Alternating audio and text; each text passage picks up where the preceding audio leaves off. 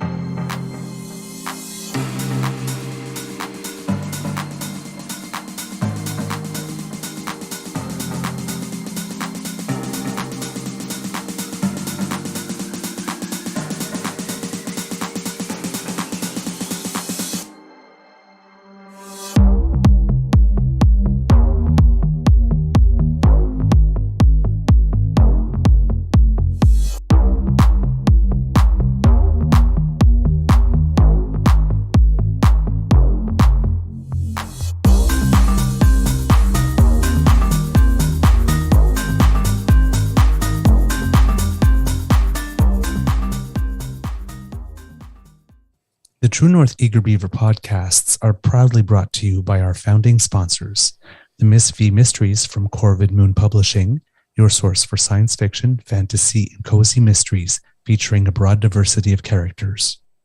CanadianTarot.com, your uniquely Canadian online eclectic tarot community and forum, and The Peppermaster, hot pepper sauces made from fresh farm ingredients to thrill your taste buds and expand your mind.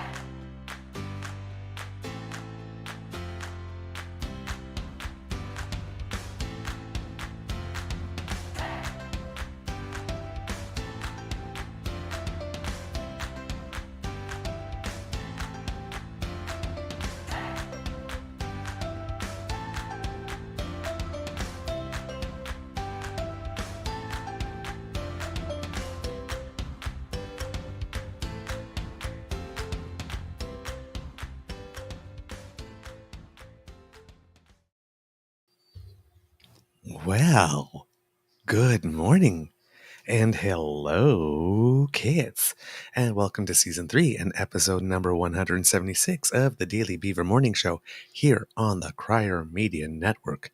Today, recording day, is Wednesday, August 2nd, 2023, and according to the Weather Network, even though it's gray and a little rainy here, well, the rain has stopped actually, it looks like the gray skies are making way for sunny skies later today here at the Beaver Lodge.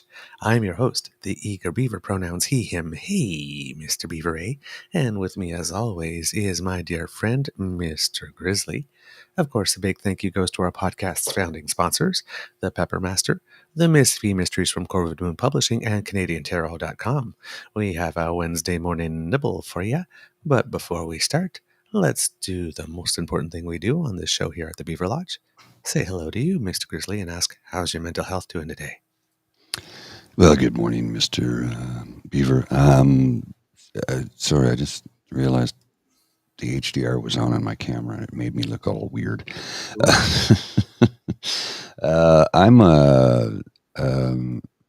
I'm good now, but when I first woke up, I was in a state of existential dread and emptiness and sadness, and another night of stupid, vivid, lucid dreams that really had me. I woke up very messed up. I'm fine now, but when I first woke up, it was like was not doing good. So yeah, I'm doing much better now. So I don't know what. Let's just say those weird dreams, man. They can really take a toll on you. I am in a fantastic mood. But before we get into that, good morning to you, Kit Tabby G, Kit Mohan, Kit Dan T. Glad you took a mental health day today. And he says, I never watched 176 episodes of anything. Thanks, guys.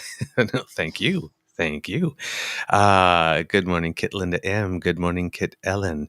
Good morning. Let's see, who else do we have with us today? PNC Bio. Hey, lovely to see you today. Andrew, lovely to see you again this morning.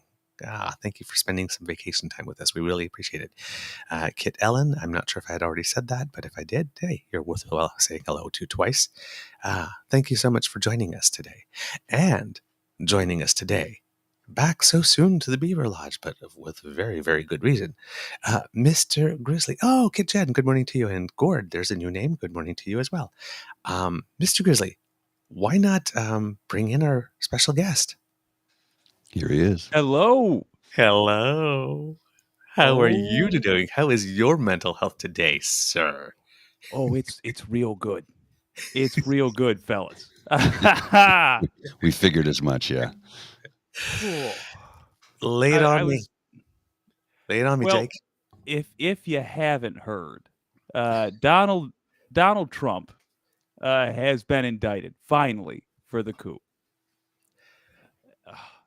It has been a long time coming. In fact, too long. But it's Yes. here. Thank God. Mr. Grizzly, because I love to see our old, new, constant pal, Jake, Mm, smile. mm. I believe that this might be worth a replay for our Okay. kids. If you would put it up, Happy I'm to. sure you will recognize this fine, upstanding gentleman. I bet he's going to look haggard, and rightly so. See if I Probably can not. go there. There we Did go. it? Okay, it's working. Yeah, Is it it's working now? working. We don't see it, but the kids see it. So The that's all kids that do see matters. it? Yeah, Okay. yeah. I can see it on the YouTube. Okay. Today, Oh. an indictment was unsealed. Whoops, that doesn't seem to be very loud. Let's try that one more time. There you go. Good evening. Today, an indictment was unsealed, charging Donald J. Trump with conspiring to defraud the United States, conspiring to disenfranchise voters, and conspiring and attempting to obstruct an official proceeding. Oh, yes. The indictment was issued by a grand jury of citizens here in the District of Columbia, and it sets forth the crimes charged in detail. I encourage everyone My peers full redeeming us. The attack on our nation's capital on January 6th, 2021, was an unprecedented assault on the seat of American democracy. As described in the indictment, it was fueled by lies. Lies by the defendant targeted at obstructing a bedrock function of the U.S. government, the nation's process of collecting, counting, and certifying the results of the presidential election. The men and women of law enforcement who defended the U.S. Capitol on January 6th are heroes. Boom. Patriots, and they are the very best of us. They did not just defend a building or the people sheltering in it. They put their lives on the line to defend who we are as a country and as a people. Yes, sir. They defended the very institutions and principles that define the United States.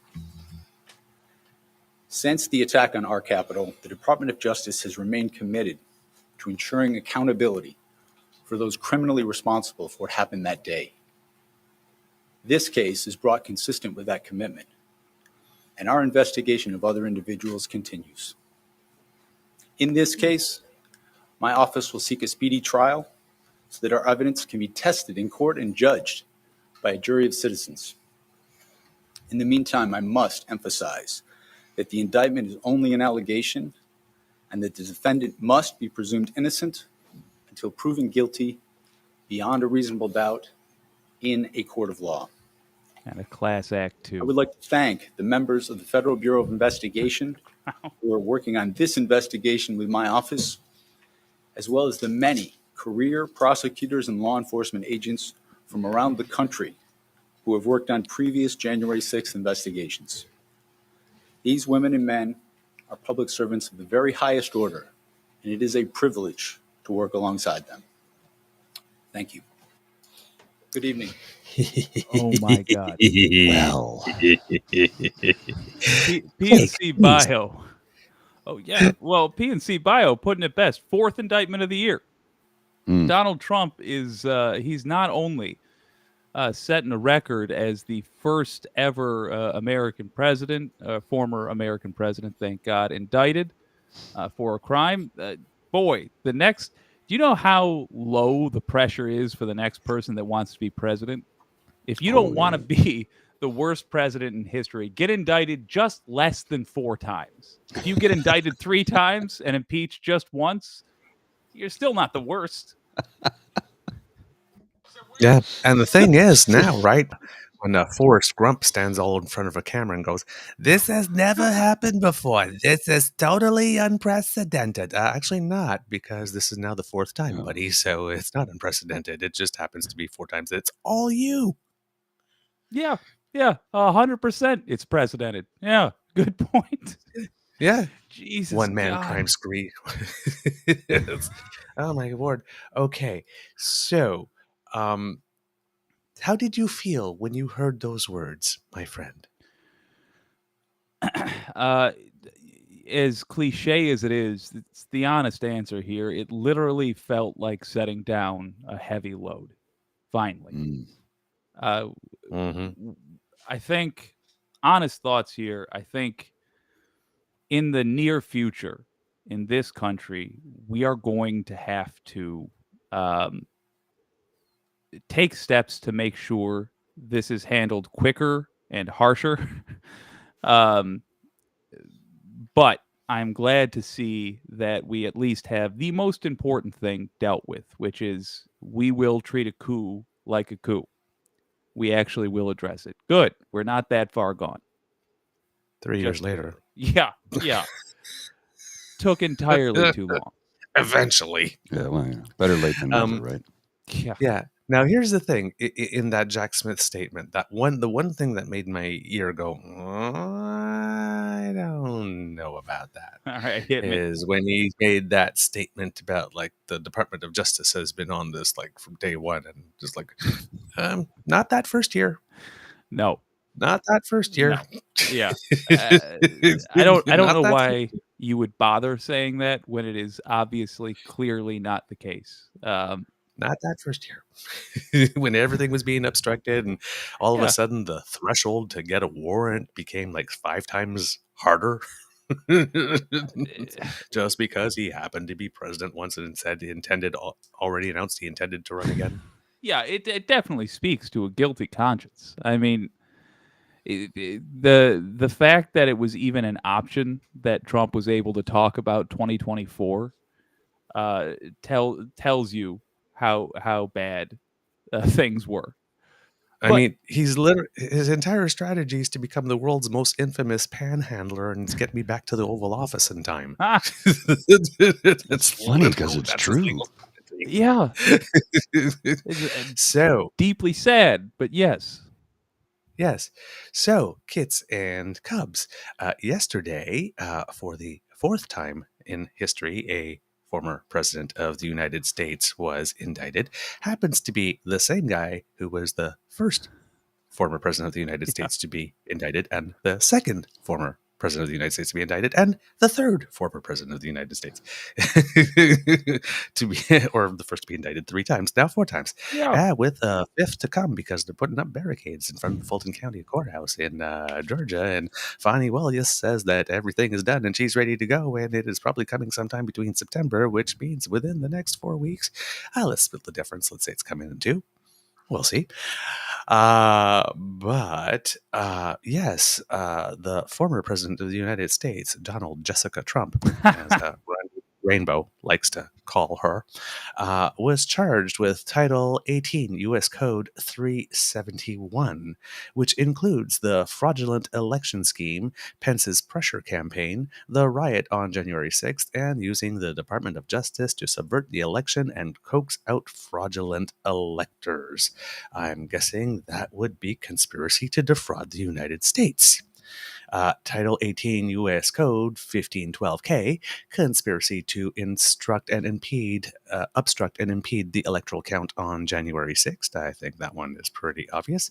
Title 18 U.S. Code 1512C2, the actual obstruction of the electoral count, because it needed to be stopped when people decided that they were going to crash the party and relieve themselves on the carpets and wipe themselves with the drapes.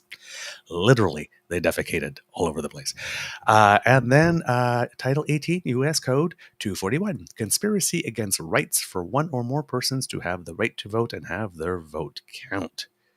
There's a civil rights charge in there.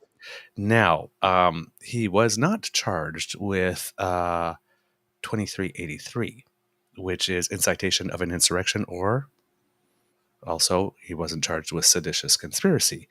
Of course, there is such thing as superseding indictments, and those things can come because in addition to Donald Jessica Trump, there were 6 unnamed, wink, co-conspirators. About 5 of them you can kind of figure out who they are, even though they're still referred to as co-conspirator 1, 2, and but there are 6, and none of them have been indicted yet, which goes to Mr. Smith saying that he wanted a speedy trial because if you decide to present your initial case without talking about any of those messy co-conspirators and whatnot, then you don't have other people to bring along who can all then file their own reasons for delay of the next trial. And again, no insurrection, no seditious conspiracy. And a lot of these charges are like the documents case, just press play. Oh, yes. Because when we said first, Lordy, there are tapes, who knew that there would be so many tapes, so many perfect calls, all caught on tape. All my perfect calls. It's shocking to me how much evidence there is. That's really why we need to make sure this stuff is handled earlier. As I've been telling my audience, like, this can't be that difficult to prove. We can't need it to be this blatant in order to get a conviction. We will only have so many treacherous villains be this incompetent. We got lucky that when we were tested, the answers were basically right at the bottom of the page. Ooh. Yeah. So I gotta chime in on one please. thing. Yes. I'm made nervous by the lack of sedition charges, if I'm honest. And me too. Yeah, and I'm hoping it's superseding. Yes, that is a really good point. Once they charge the co-conspirators. Yeah, because he also said some people are still under investigation. That's good, and I'm glad it remains a possibility and a realistic one. I would have been, again, it's like the rest of the charges, though. I don't know how much more evidence we need for sedition, although if it is as you say, then the evidence is probably already there and the details are just getting finalized. We have learned that Smith is not afraid of a superseding indictment, and I think this documents case is being used in part to tell us, look, this is how it's going to go. You're going to hear about this in stages, and we're going to charge as we are ready in stages. Good. Yep. Good. Because the important thing, right, is get him charged and convicted on what you can. Yes. Now, take him off. And you can always add to, because listen, this guy has not stopped criming. Mm-hmm. The analogy I use, maybe electing a serial narcissist, philanderer, sexist, racist, former reality TV star, grifter, fraudster, liar, everyday bad hair wearing person. Maybe electing him president was a bad idea. I'm just saying. Turns out, I mean, who would have seen this coming except for everybody on Earth, the entire planet yelling at us? What are you doing? Stop! I keep on saying that globe, where it is that you can vote, but Kim Jong-il, Kim Jong-un, Margaret Thatcher, Boris Johnson, people with weird hair, don't vote for them. Don't vote for them. They have a track record. It's a tell. The weird hair is a tell. What's under the hair is not fully firing on all cylinders. Well, think about this. Because you chose to wear that look on purpose. All the comic book evildoers in comic always have giant heads with weird hair. My God, in all the comic books. I hate how accurate this is, but it's totally accurate. check the hair It goes first. If outward. the hair Phil is weird, Spector. run the other way. Yeah, exactly. So, among the co-conspirators, we assume that co-conspirator number 1 is Rudy Giuliani. We suspect that co-conspirator number 2 is John Eastman. Number 3, Sidney Powell. Number 4, Jeffrey Clark. And number 5, Kenneth Chesebro. Number 6 is still unclear. There's speculation that is probably Boris Epstein, but maybe Peter Navarro. We don't know. Either way, both of them are rank assholes who deserve to definitely have their bony asses stuck in jail for a good long time. But of the 5 that we know, do you notice a common theme, Jake? Lawyers for Trump? MAGA. Make attorneys, get attorneys. Yep. All his co-conspirators are lawyers. Interesting. Lawyers, people. Lawyers, kitties. Lawyers. I've been talking about the difference between millionaires and billionaires, and that is one of the differences. Billionaires see lawyers as like working class patsies.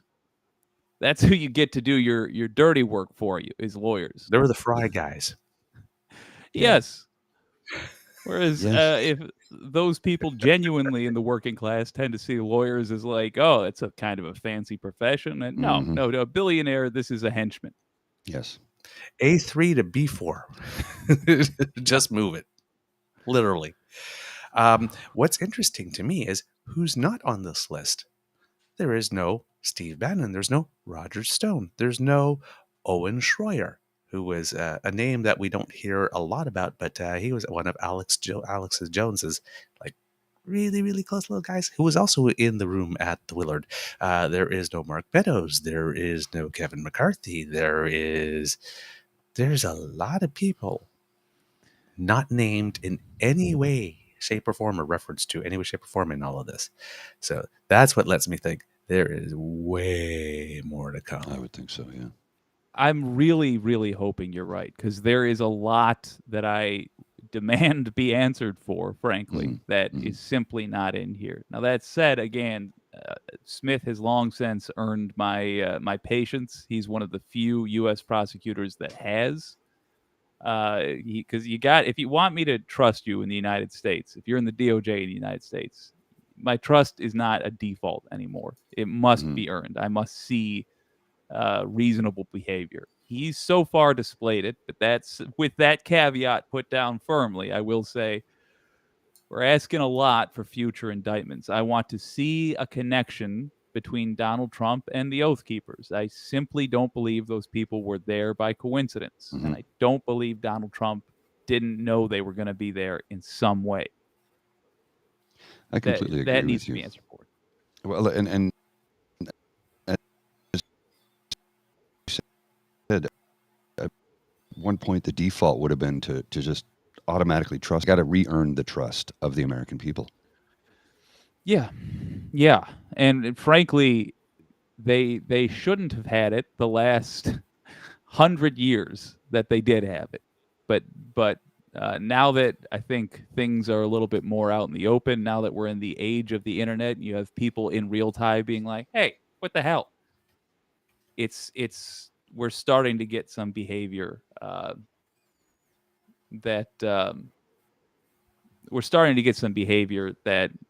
is actually living up to the reputation for not letting politics get in the way. Good. We're there. Yep.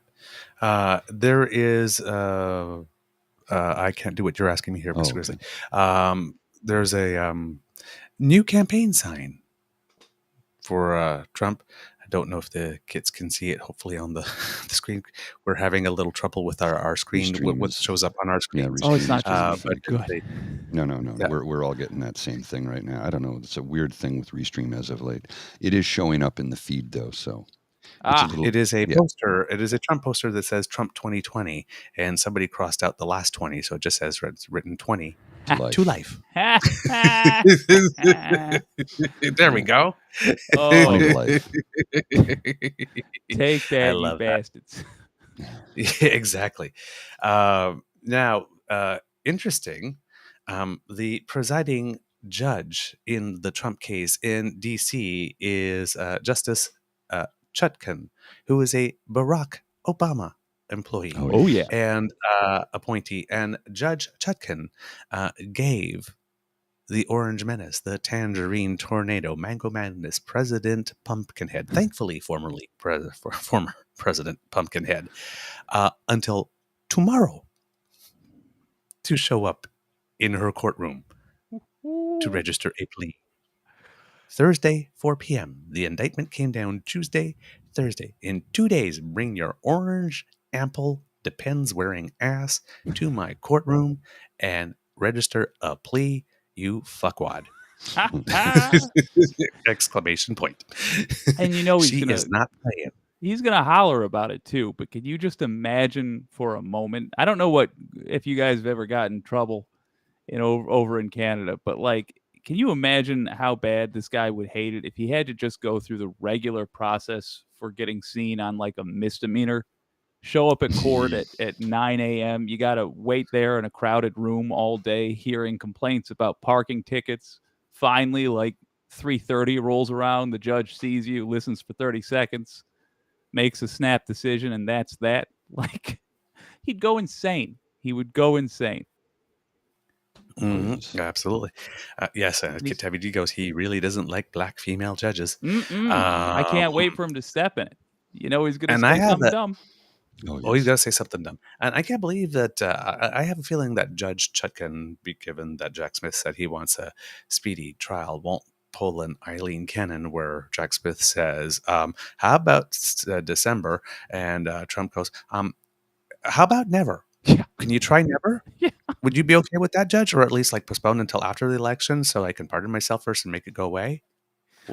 Can I has that, please? Oh, God. And Taco Bowl with Diet Coke, please. Can I has? And then Judge Eileen Cannon turns around and says, hey, well, how about, when everybody was expecting she'd split the difference in March, how about May? Let's bring it within like 6 months of the like, I have a feeling that Judge Chutkan, given that Eileen Cannon gave him 4 days to come and register a plea, and she gave him 2, when he says, how about after the election? He's probably going to turn around and go, how about next week, you fuckwad? Yeah. I'm surprised Was Cannon... next week good for you? Because I can do that. This is my courtroom. Surprised Cannon didn't try to compromise and say, we will give him until halfway until infinity. This new judge is not going to take crap. And for the record, she has got a history of not taking nonsense from all kinds of folks. Mm-hmm. So, it's lovely, lovely, lovely, lovely, lovely. It's so much fun. And then, of course, you got some reactions. So you have Mike Pence doing his, race banning thing and trotting out his familiar line, something like, no man should be above the Constitution, and any man who asks someone to put him above the Constitution should not be president. And it's like Mike Pence barely made the donation threshold to be on the debate stage. Gentlemen, just barely. Like last week, I was about to report that he didn't have enough, and apparently yesterday or something, he must have made it because he said he will be on the debate stage. So somewhere within the last 4 days, he yeah, buddy. I've got some commentary here from one of Trump's new attorneys. It's just a clip. It's a short clip. Let me just put it up on the screen here. This just came out. So hang on a sec here. So probably John Lau. I think it's one of his latest attorneys. I'm not sure. Just a sec. Let me get this straight. You people, and I do mean you people, say he's stealing documents now. Boo-hoo. Go ahead and cry about it. Stealing documents. Let me get my phone out so I can call BS on that. He didn't steal nothing. And if he did, I'm sure it was an accident. We've all been there before. The last day on the job, you go to stick 2 or 3 boxes of pens in your pants, a stapler in your pocket, and next thing you know, you're walking out with 20 to 30 boxes marked top secret, taking them down to the golf course where you live. We've all been there. And if you say you haven't, you're a damn liar. So you Judies can judge all you want. But I say he is who without sin clogged the first toilet with them documents.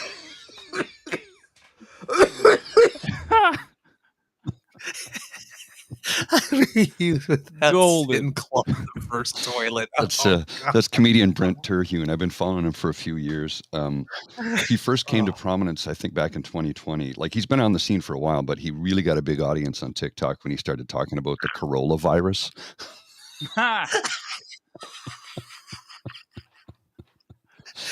He's hilarious. Oh my God, if it was the coronavirus, we'd still have it. You can't get rid of those cars. They're indestructible. Exactly.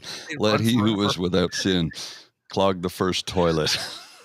Well, you know what? It's funny because it's almost like that. 45's lawyer, John Laurel, on CNN, quote, "Our defense is going to be focusing on the fact that what we have now is an administration that has criminalized the free speech and advocacy of a prior administration during the time that there's a political election going on. That's unprecedented. We've never seen that in the United States in the history of the United States. And none of that has any basis in law, so good luck with that. I'm sure the judge will have all day to hear that. What you did was not free speech and advocacy, buddy." The election was stolen. You have to go to the Capitol and fight like hell, or we're not going to have a country anymore. It's not free speech and advocacy. I gotta tell you, I realize that for somebody who talks about politics on the internet, I should be appreciative of the fact that there is a controversy that people are interested in. Mm-hmm. But I'm not. I'm so sick of this guy.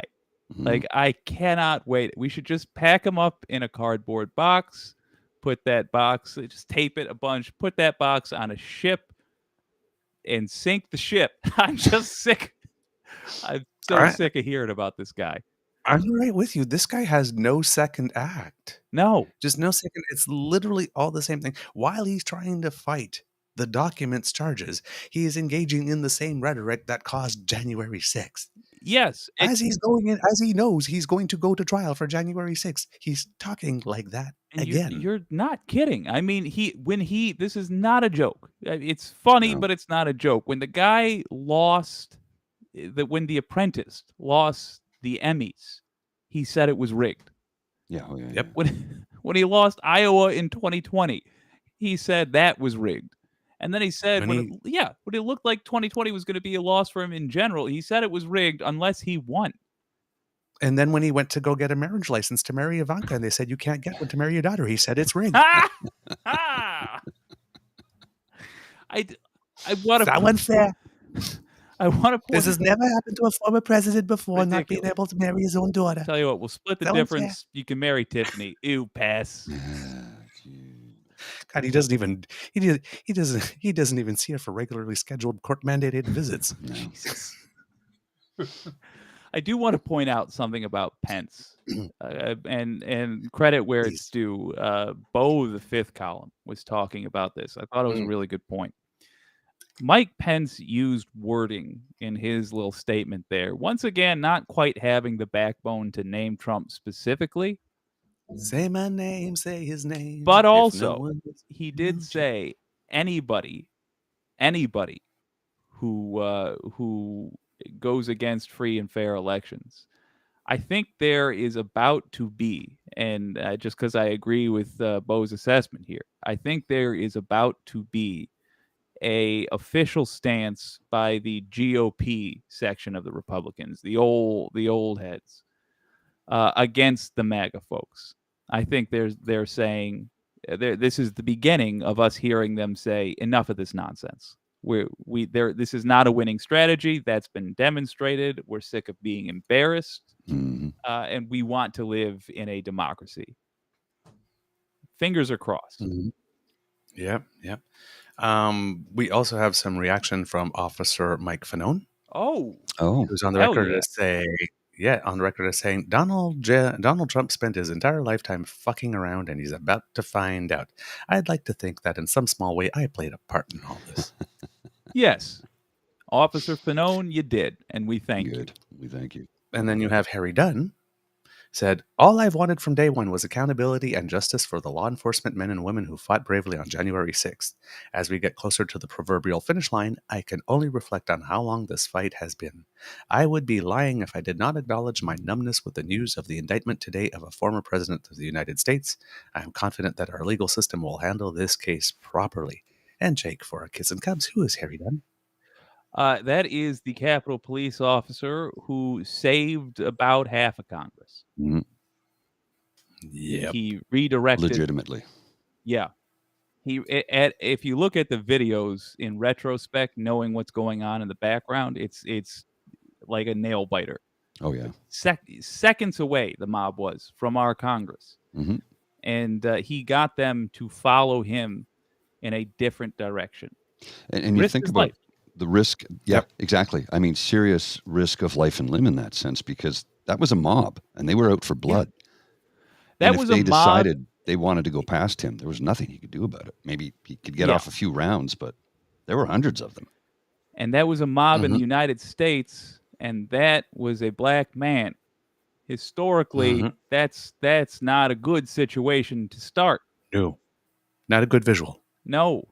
And Nope. it's not exactly like it was a mob of peaceniks. They had Confederate flags. Yeah, he was Linda M. He was a black man who let a bunch of racists chase him. Astounding. The brass balls on this guy are deserving of praise. And he will never pay for a drink in any bar where I am present. No, absolutely not. No, yeah. Yep. Now, there's a whole bunch more about the indictment that we can find out, we talk about, but more and more will be coming out over the next few days. So these are the large lines of them, the broad brushstrokes. But with other things going on in there, recent polls have shown that Biden and Trump are sort of tied 43-43, which blows my mind. Of course, this is a national poll, not state by state, so you got to take those with a grain of salt because, of course, it is electoral colleges and it's state by state. 39% have an approval rating of 39% for Biden, 41% for Trump, which means that if that's only 86, that means 14% are double haters and can't see the difference between either of them, which again blows my mind. 51% of Americans think that Trump has committed a crime. 53% do think that he's a threat to democracy. So he's going into the election with half the population thinking, of course, among Republicans, those numbers are different. But things are slowly getting better for Biden because last year, 64% of Democrats said that they would prefer having somebody else as the Democratic nominee. Now it's just 50%. So better. For finances, Trump is having some issues. His pro-Trump Save America PAC started 2022 with $100 million or over. It started 2023 with $18 million, and as of last month, it has $4 million. All because of lawyers.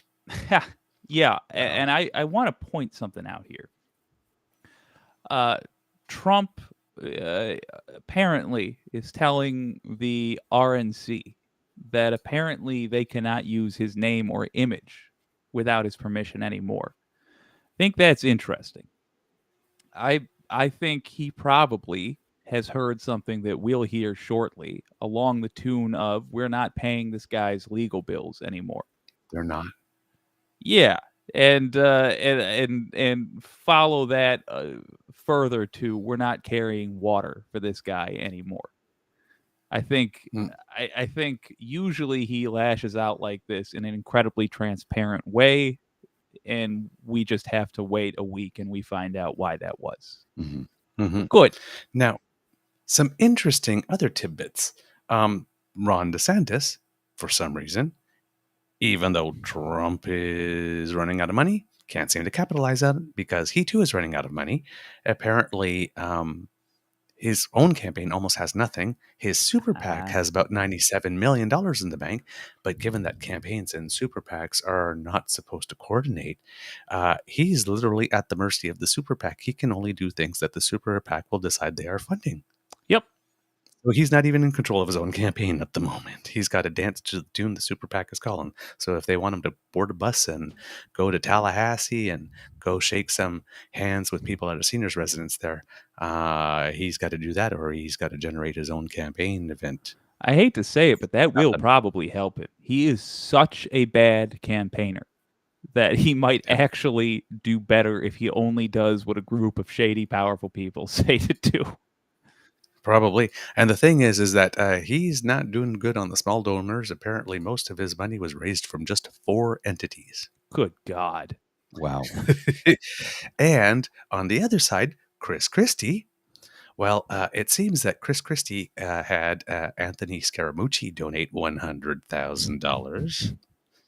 His campaign. And it seems that he also had a gentleman named Murray Kushner, who happens to be Charles Kushner's brother, Jared's uncle, who Christie put in jail. Yeah, Christie put Charles Kushner in jail, and apparently it's not that Murray flipped, but with Murray's cooperation, that happened. And Murray Kushner has decided to make a generous donation to Christie's campaign as well. Didn't Christie put Jared's dad in jail on behalf of Murray? Yeah. Yes, Murray, I understand here. He's like, good, but it's like, my scumbag. Here brother. we go. Yeah. So my theory that there are enough people in the United States who, like me, have petty as their favorite color, are deciding that yes, they would really, really, really, really, really, really please like to keep Chris Christie in the race, just throwing haymakers like he don't give a shit, because he really doesn't. Really, truly. Which makes me happy. Makes my little beaver heart so happy, just overflows with Schadenfreude joy. Oh my God, yes. Watching these folks, the Confederacy didn't even last this long. These are not a group of people that are able to stick together very long, because they are abhorrent to all of us, including each other. This is it's a great day. Genuinely. I think it's a good time to bring this clip up. I'm going to air this really quickly. It's completely related, and it's important that we remember this. And it's sad that we forgot during the Ontario election. But this was what Doug Ford had to say just a couple of years ago.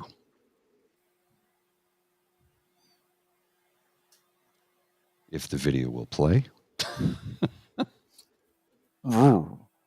So you've actually met Donald Trump. Yes. With your brother Rob. With Rob, when he opened the Trump Tower in Toronto. Are you still a supporter of Donald Trump? Absolutely. I wouldn't waver. Like the GOP's wavering, I wouldn't waver. Good time to remember that. Sure you want to stick to that there? Jesus. I mean, it is from a couple of years ago, right?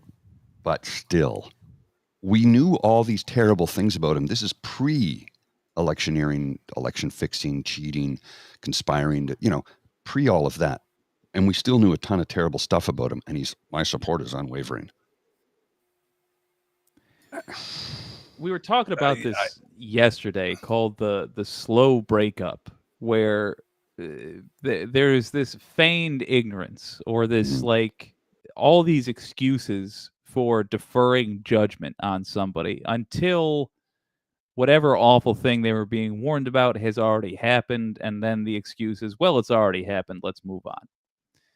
I warn you against anybody. I mean, obviously, this guy's no good, but anybody who is pretending like there's anything redeemable about Donald Trump, they are a liar. Now you know that anything else that person says for here till the end of time need not be listened to. Indeed. Oh. All right, gents. Man. I got to jump, but I will join you on my phone in just a few minutes. And excellent, brother. We'll keep this rolling. We don't want to cut this off. This is good stuff. So I'll be back shortly, okay? Excellent, brother. All right. Okay. I was going to move to something else, but given that he's away, we'll get him when he comes back, because there's a Justin Trudeau moment I think you would really like to see as well. Okay. Yeah, but okay. Well, since we're talking about the orange shit stain and everything going on, it turns out as well that we have found out. I haven't had a chance to read up too much on it, but it seems, the Rudy Giuliani was stuck with the Ruby Freeman Shea Moss case. Oh, yeah. And that was the two election workers in Georgia who Rudy Giuliani said were passing around little thumb drives like vials of cocaine or heroin. Super because, racist. Of course, he needed to add that in there. I guess one turns out all it was a ginger mint. A ginger mint. These two women had their lives upended. Ruby Freeman, I believe, who is the mother of Shea Moss, has been an election worker like 40-something years or something ridiculous like that. They had weird stuff happened, like representatives from Kanye West came to knock on the door and said, you have to get out of here and come with us like really, really quickly, because people are putting you in danger and we can keep you safe. Which fortunately they had the good sense to make a couple of calls and go, is this legit?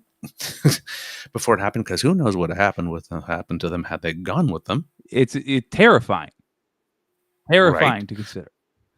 Yep.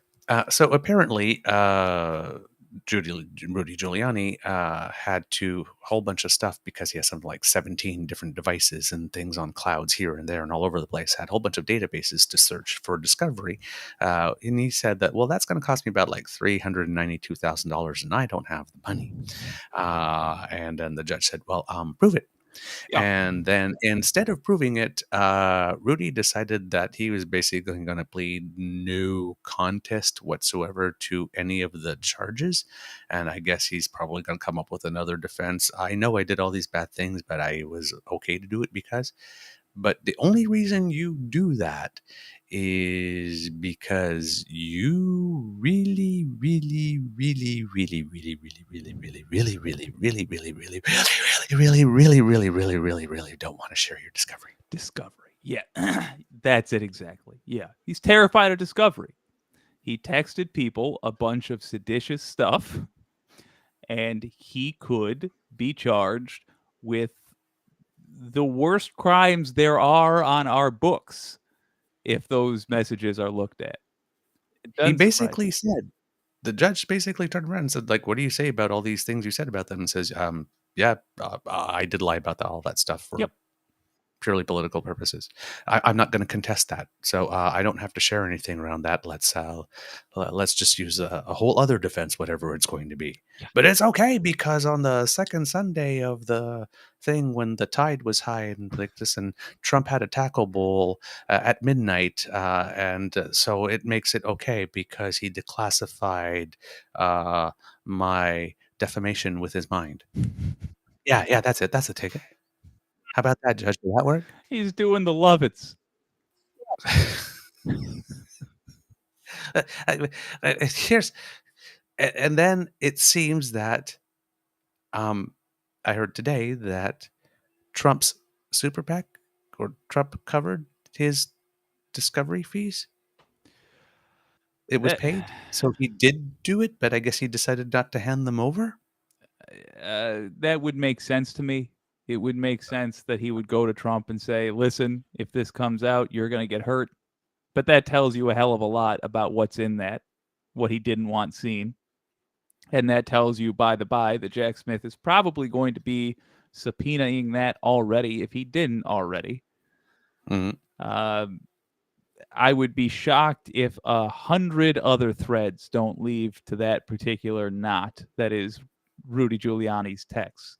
For example, there were texts between the conspirators and Alex Jones, which we've seen from separate lawsuits. So I'd be amazed if Rudy Giuliani was not inevitably subpoenaed for those texts. Now, Rudy was also ordered to pay $90,000 for the Georgia election workers' attorney's fees. All right, good.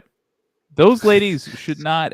They should not have to put up a dime, and as little of their time as possible should be taken up, and they should get a big, fat wheelbarrow full of money for the danger they were put in for no damn reason.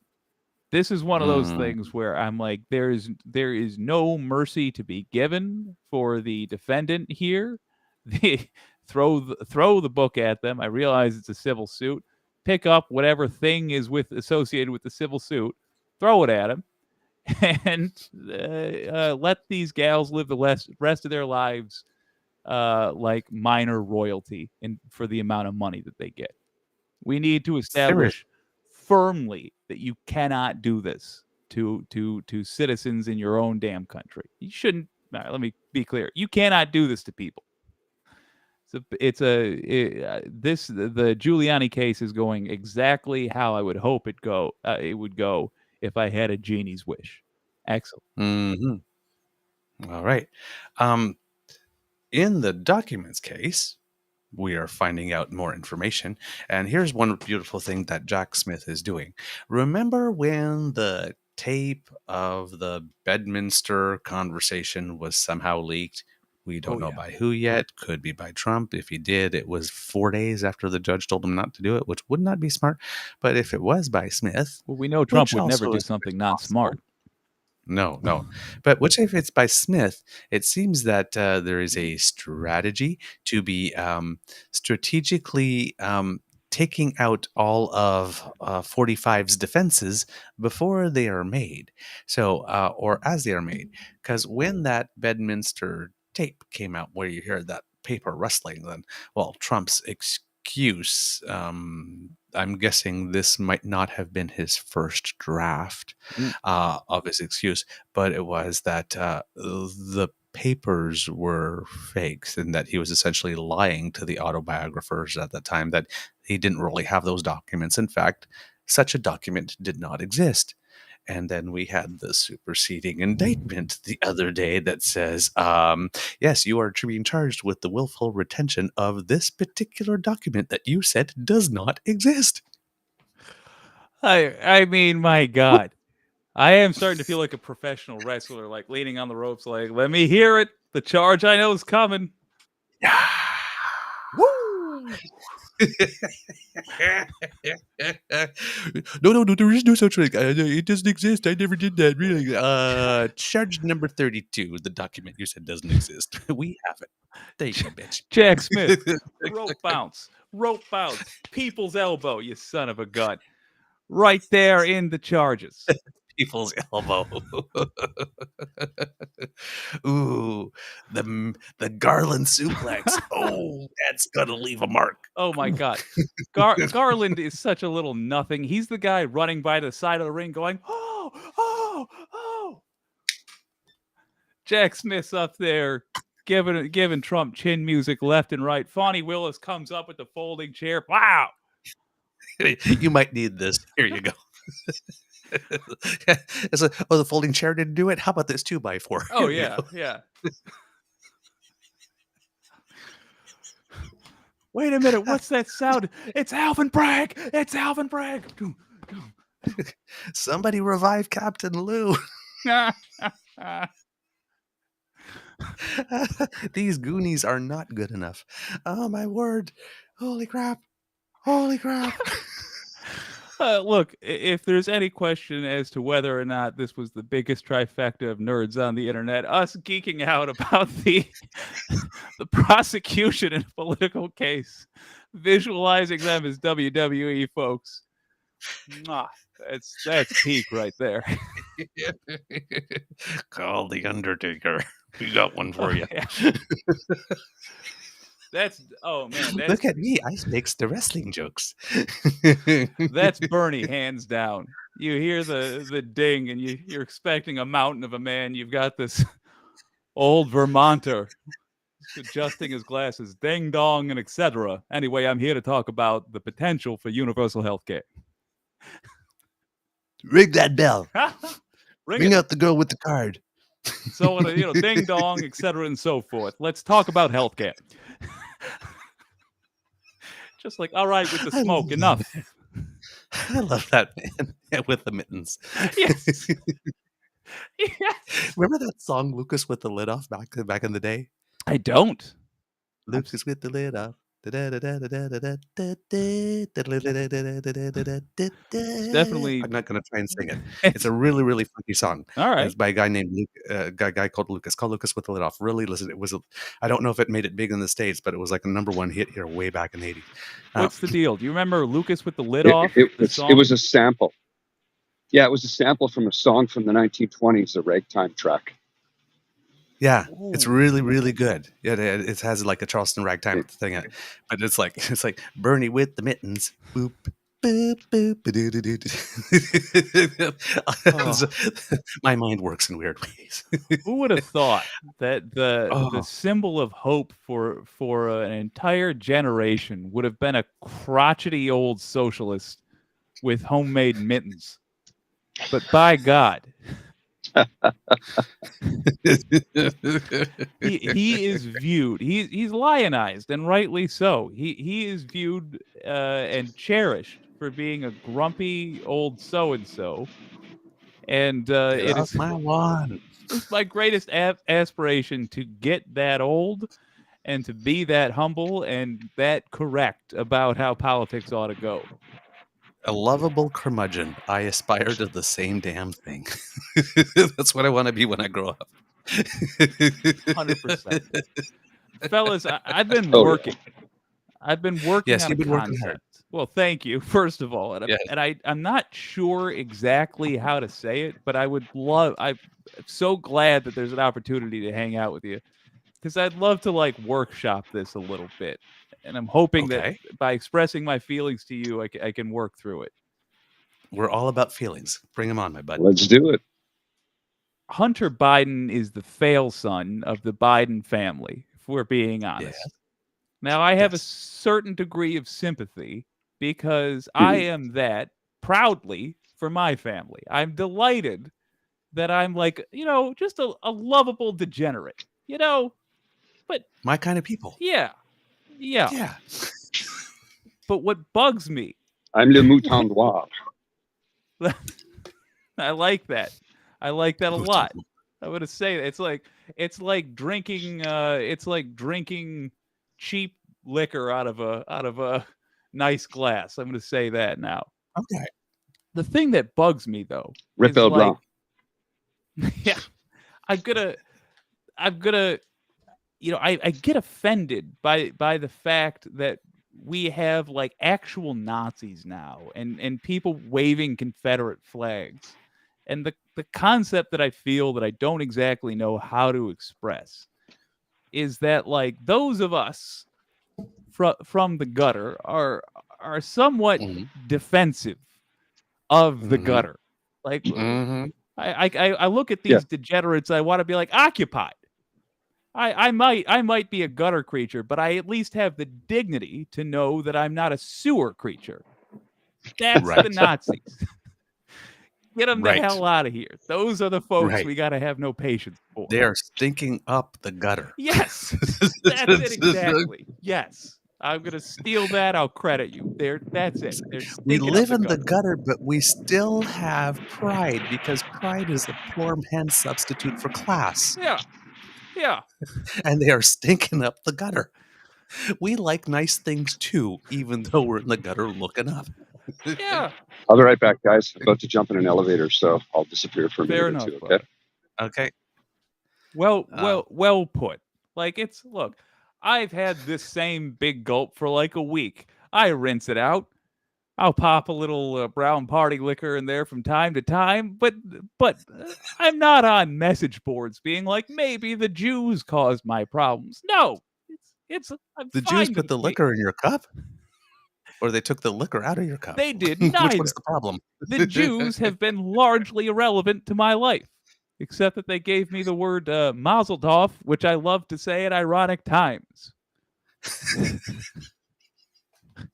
Somebody like yesterday whipping around for like example. Somebody's whipping around. Could you imagine the judge? Okay, that's your plea, Mazel Tov. Oh, I I hope the judge in Trump's next case says 20 years. Mazel tov. Oh, I seriously hope that I hope I would kill for one moment where the judge is sitting on the bench and says, "Oh my God, here he goes again!" Breaks out the nail file. It's just. I hope so. I guess I gotta let you finish this one. I genuinely hope the judge gets increasingly sarcastic. I hope they start with a nail file. Me too. If he's got to testify, I hope they graduate to like a tuba, like. Oh, were you done? I want a hand on the hip moment, but like just like that's like, oh, you are not gonna come in my courtroom and do that. I want the judge to start doing Sudoku. You'll tug on my robe when you're done talking. Great. Playing chess with the bailiff. Yeah. Gonna pause you right there, bailiff. X top middle. Go on. Rolls the dice. Yahtzee. Sorry. Oh God. Did you read? Trump's lawyer going, Judge, I think you're prejudicing the case. What do you mean? I did not see that coming. Yahtzee, sorry. I'm sorry. I did Yahtzee that coming. I'm sorry. I meant to say you and your father are both Yahtzees.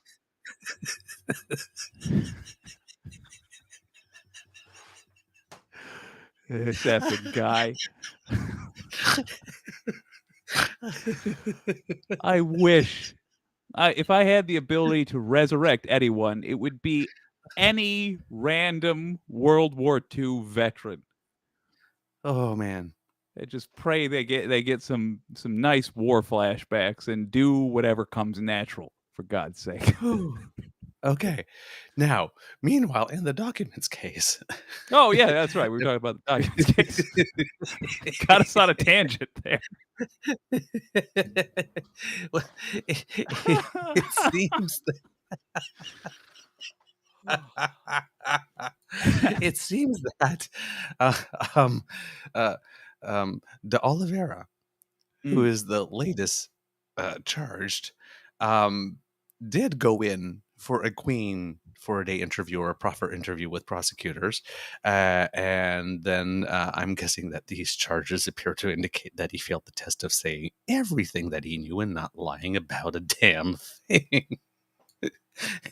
Well, which is what you're supposed to do in one of those Queen 4-day interviews. Genuinely, that's a great. If you got more to say, we'll come back to it. But that is a very interesting little point there.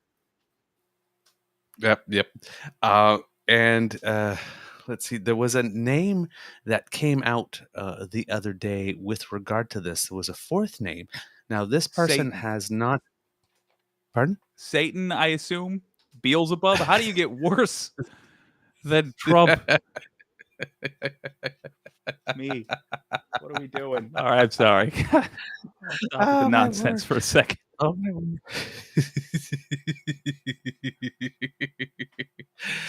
Some guy named Yusil Taveras. Oh yeah, who is the information technology worker that I'm guessing that De Oliveira went to say, those security camera footage thingies that you happen to get, like, where do you store all of those? And if I wanted access to them, how would I? Apparently that guy has not been charged yet, it seems, but his name has come up. So I'm guessing that he may be the person from whom Jack Smith got the security footage of Nada and Oliveira moving boxes the day before the prosecutors came to come and look for them, and actually moving boxes onto the damn plane so that Trump can take his cherished boxes to Bedminster with him. All right. And then apparently De Oliveira lied to the FBI about not knowing where those boxes went. Now, darn Even though they had him on camera actually moving them himself. So the boxes were in his hands. We know they're in your hands. You don't know we know they're in your hands because you don't know we have the video yet. But you're telling me you have no idea where they went when we know where they went because they were in your damn hands. First of all, in response to an audience member of yours. Oh, hello. In response to an audience member of yours, and look, the folks in the live chat will get it. The answer is, not entirely no. But it's fine in Michigan. But Yusel Tavares is a shocking development to me because we frankly knew about this guy, and he, this is what really gave me hope in Jack Smith. Because being part of that superseding indictment, yeah, we need to deal with the fact that Trump actually actively tried to impede the investigation after we knew about it already. And it's a good sign that is what has happened. I do also, I do really just want to say towards that general point earlier with the J6 stuff. We are likely looking at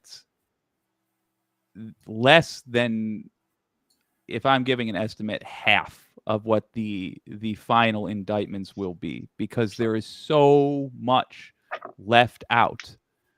But I think we have a long ass trial ahead of us, and I mean that for multiple trials. So I fully expect that we are right now just hearing the highlights, and as you were pointing out, Rudy Giuliani had the Queen for a Day treatment, and shortly thereafter, we got this indictment rolling out. I wonder if that was him confirming things they basically already knew and coming up with an agreement to say it in a court of law.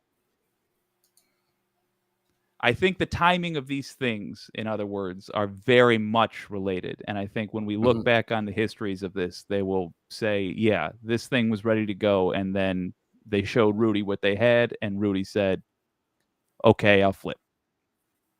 Well, Rudy did say, he's on the record as a long time ago, saying that he did have an insurance policy. And given that he is a prosecutor and has prosecuted mafia type cases, and 45 is kind of a wannabe mob boss, he knows when is the last possible moment that he can do all this criming and pull the ripcord and still get off scot-free. Can we say wannabe? And that was probably the moment. Is it really wannabe anymore? It's an organization, no doubt about that. He got people killed. No doubt about that. Whether you believe it was criminal or not, his speech on January 6th, people died. Yep. There are cash rewards for this guy for breaking the rules. Here's a wild, we don't even discuss the normal scandals this guy also did. Y'all might not realize he stole golf clubs. He stole golf clubs from the United States government. I think Shinzo Abe, when he was still sucking in air that decent people could have used on Earth, he gave the United States, via a gift to the president, golf clubs. Those are currently missing. Donald Trump, apparently, has been spotted with them since then. That's it doesn't even show up on the radar. If any other president had done that, that is all they would be talking about all day, every day, till they return the damn things. Yep. We're in bizarre times, man. But this is healthy. Yes, Saucy Sea Witch, golf clubs. And I just heard about another damn thing he took. I can't even remember what it is. I can't get over the... Government of Israel. Yes! The artifacts. Yes! An Israeli... Apparently he was given gifts by some guy in Israel that apparently are national artifacts that apparently never even made it to the Oval Office or White House. They just stayed at Mar-a-Lago. Now, apparently this might be the one time that it wasn't Trump. Maybe. That someone actually gave him something, said it was from this place, said he could have them, so he kept them, and then the sort of National Treasures Board or whatever you call it of Israel, sort of that. Yeah, we need those back. Well, those should have never been there, and if they were stored someplace, they should definitely not have been stored at Mar-a-Lago. Those were supposed to be on display at the White House somewhere. Yeah. First of all, when you're acting it depends when they gave them. That's true. If they gave them post-presidency, then whatever. But and what the guy told him when he gave them to him too. Well, yeah, but it doesn't matter what they tell you when you're president. You cannot take a box of chocolates without the U.S. government giving you permission. You can't take a glass of milk that expires tomorrow. That rule is fast and firm, and it's there for a reason. It's specifically to prevent people like Trump who take bribes from taking bribes. Obviously, he didn't follow these rules, but the fact that we're even sitting here wondering is bizarre. Mm-hmm. And we didn't, it's not like we ever in the past held our presidents accountable for anything, but like the presidents used to be afraid that we might. And the great irony is this guy was so sure that we wouldn't, even on stuff like this, like stealing art and stealing golf clubs. He was so sure that we wouldn't, that he has finally and firmly forced our hand. Mm-hmm. Now, apparently, he has returned the oil lamps and all that kind of stuff. So this one, yeah, he doesn't give a the damn government about of Israel that. had an easier time getting the oil lamps back than the government of the United States has getting its documents back. If they would have given him the ancient Israeli universal remote control, then he wouldn't have given that back. But the oil lamps, he didn't That's care. fine. Yeah. Speaking of people with ethical problems who have no problems taking things that shouldn't probably be delivered to them, lawyers who had business before the Supreme Court apparently paid money to a top aide of Justice Clarence Thomas via a public Venmo account, according to The Guardian. 7 payments were received in November and December of 2019 from lawyers who had previously served as Thomas's legal clerks.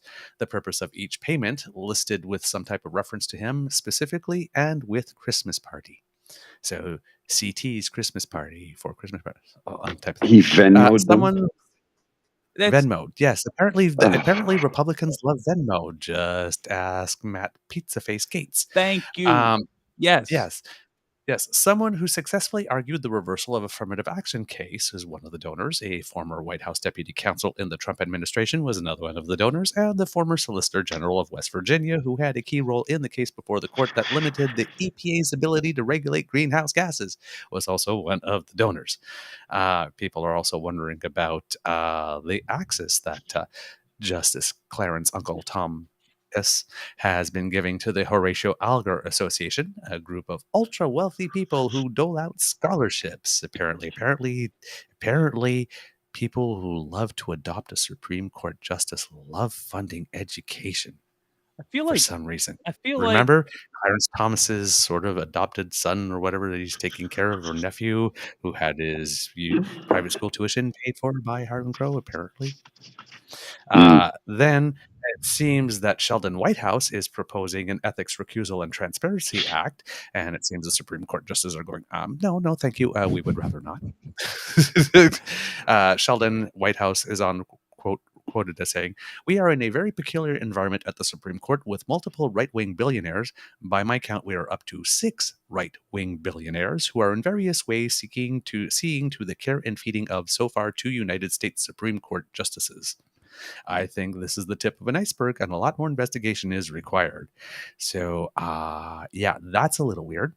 And it seems that, for example, in the most recent case where they overturned affirmative action, the so-called grassroots group called Students for Fair Admissions has no student members at all.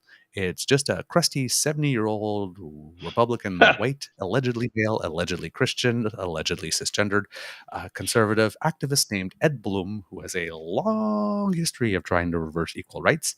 He orchestrated the challenges that led to the Supreme Court of the United States ruling that gutted black voting rights, for example. And he tried to recruit a white woman at first to make the affirmative action case, and that didn't work. So then he tried to recruit Chinese students, saying, hey, you're letting too many other people in and we've got the better grades. And apparently no Chinese students whatsoever wanted to join onto his case. But he had some friendly ears at the Supreme Court. So he presented it, and it was heard, and about 50, God knows how many years of legal precedent was just overturned like that. Wow. Irony. Now, Thomas is apparently on the record as saying he stopped reading the mainstream news. Oh, yeah, that's a shocker. Many years ago, this guy named Michael Kirk, You're who telling me directed the the documentary. husband of Ginny Thomas doesn't read mainstream news? No. Apparently, yes. And now he relies only on two. Well, at that time, he relied only on two sources: his wife, Ginny, and Rush Limbaugh. Oh, good. And he had his staff record the show for him. And he and Rush became really, really good friends. So the one thing he absolutely made sure, the Supreme Court justice they listen to every day, staff, please record this, is Rush Limbaugh's show. I guess I'm going to cut myself off. I'm a Supreme Court justice. I am supposed to be open to the world and take in all the information and know what's going on so I can deliver wisdom and justice tempered with mercy. And hey, I'm just going to cut myself from the entire world. I'm going to listen to my wife, who is having part of her salary funded by, again, Harlan Crow, because he made a donation to an organization she was working for who decided to pay her salary, who's letting Justice Thomas's mom live rent-free in an apartment, who's paying for his kid, quote unquote, tuition, who's bringing him to the Bohemian Grove, who's taking him on $100,000 yacht trips where there are servants, all these things. Apparently, that's who he decided to listen to. I'm just going to cut my. There's so much for impeachment here. Yeah. This guy. It feels it's a like level of absurdity that's just beyond belief. And Alito just gave everyone the finger a couple of days ago too. Right, saying he wasn't going to testify or wasn't going to allow stuff. I gotta tell you, I have so much sympathy with like a German citizen in 1939. Like it feels like I'm on like the Cobra Kai team. And I'm like, I just was trying to lose a couple pounds, maybe stay limber. I don't know why my teammates over here surrounded and beat up a kid. I was just kind of trying to pick up a hobby. Like, why do we have a Supreme Court justice listening to Rush Limbaugh and an avid QAnon supporter? Like, I don't even expect the judges to even have a real understanding of how regular folks live. All right, no. I don't need all that. I just for God's sake, have a vague sense of reality and don't openly take bribes. Doesn't seem like it's a huge ask. Have you seen how much they get paid annually? They get paid phenomenal amount of money. It's a very cushy job. They get secret and it protection. Seems that as soon as you become one, you have billionaires rushing to ensure that you are watered and housed and fed. That's and your kids are educated we and you feed get your these annual hogs vacation. Plenty. They don't need any extra apples. They're fine. A state representative makes like $75,000 a year. Like they are doing fine. They do not require bribes. It's wild to me that this is even an issue given the setup we have. Greed absolutely cannot be underestimated. But yes, they live in a bubble. They simply they are not required to interact with the rest of us, and so they don't. And I think possibly the biggest change we need to make in this country, if we are going to get to a place where I could pop out of my friend's podcast and not feel like I have my hat in my hand saying, I'm sorry, we're working on it. The biggest change is going to have to be that these goddamn monsters, they'll tone it down with the cursing, but these monsters need to be forced to just be in our presence. They have to. I don't care if it's like laws that require they walk amongst us literally or what, but this class, this ruling class that we have designed for some freaking reason needs to go away. Now, here's a juicy tidbit you might like. It seems that the annual meeting at the Bohemian Grove recently took place. This is a retreat at the Redwood Forests in Sonoma. And a lot of the usual suspects. Now, again, this is apparently an all-men's retreat. Just quick pause. And we know that we know that repression makes men really weird things. We do this with gangs. Like we go with, all right, first of all, yes, let's just acknowledge they're all secretly banging. I assume, whatever. Enjoy yourselves, gentlemen.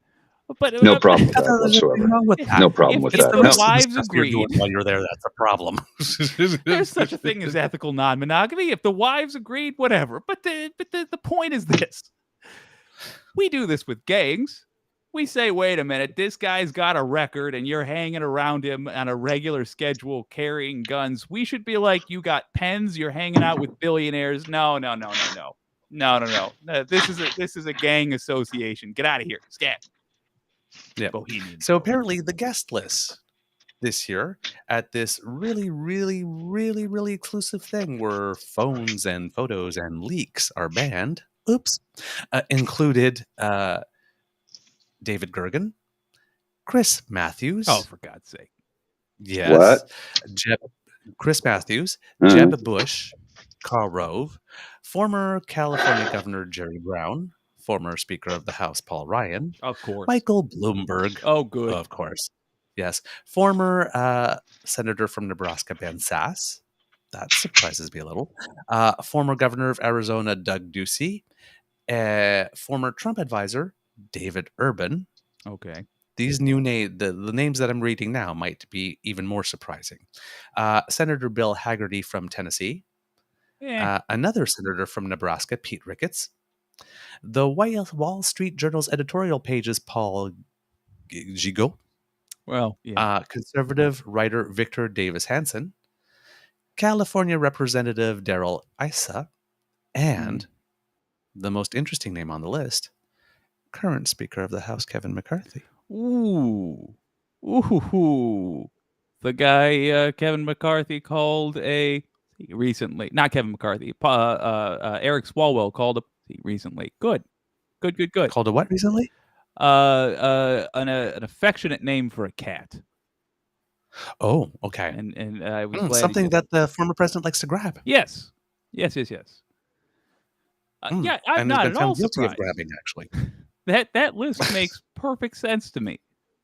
If you want a group of people who are willing to do dastardly things for their own benefit, I get it. That makes a lot of sense. God. No additional thoughts? I mean, I have a ton. It's like if you were starting an episode of the Super Friends and you wanted to pan down on the swamp fortress of the bad guys, this is the group you would see inside. Meanwhile, at Swampland headquarters, Kevin McCarthy's going to be there, planning how their particular legislative end of screwing over regular folks will go. Their nemesis, regular folks. The failed politicians, I'm absolutely sure they're planning their rise to glory and telling the various people they'll sell their souls to all they need in exchange for those souls. And writer of the Wall Street Journal, not a surprise. There are a ton of publications which basically exist to make the insanity of the Republican Party seem like it's just business. But they are having a harder and harder time of it because of two issues. Issue number one, the internet now exists and people can fact check live, and most of what they print is nonsense. It's simply not true. Thing number two is we have now had 30 plus years of neoliberal policy, which the Wall Street Journal massively supports. And it has been proven, not just over time, but over multiple countries, that it simply does not work. So it does not surprise me to hear this collection of rogues meeting in a rogue fortress, planning, I assume, on, I don't know, stealing my actual shoes. Totally is what I would expect.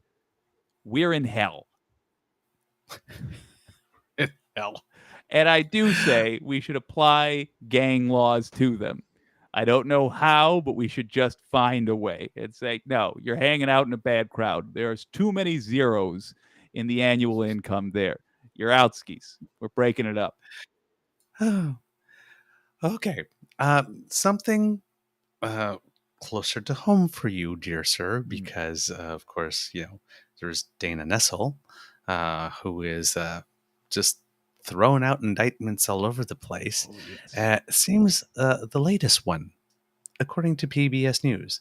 A former Republican Attorney General candidate and another supporter of former President Donald Trump have been criminally charged in Michigan in connection with accessing and tampering with voting machines after the 2020 election, according to court records.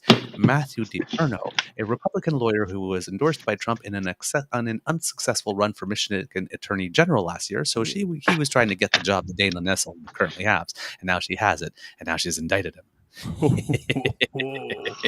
Was charged with undue possession of a voting machine and conspiracy, according to Oakland County Court records. Matthew DiPerno was crazier than a sack of cats. First of all, That's a good one. I like it. Second of all, I mean, he was practically eclipsed. Michigan is a great microcosm for the rest of the United States. And there were people in running last election that were like at the insurrection and were still bragging about it as people were getting arrested, and then got arrested because they bragged about it in a campaign ad. Like, it was a fully crazy list of candidates. And I gotta tell you, Dana Nessel, Jocelyn Benson, and Gretchen Whitmer, that's the Attorney General, Secretary of State, and Governor of Michigan. They are a trifecta to follow. They represent, in my opinion, the high watermark for the decency of politics in my state that I have ever witnessed while I was present to witness anything on earth. And I would say if you want to be very much in the know going forward amongst your friends, follow them, because they are going places. Whitmer is her term's up, coming up soon here.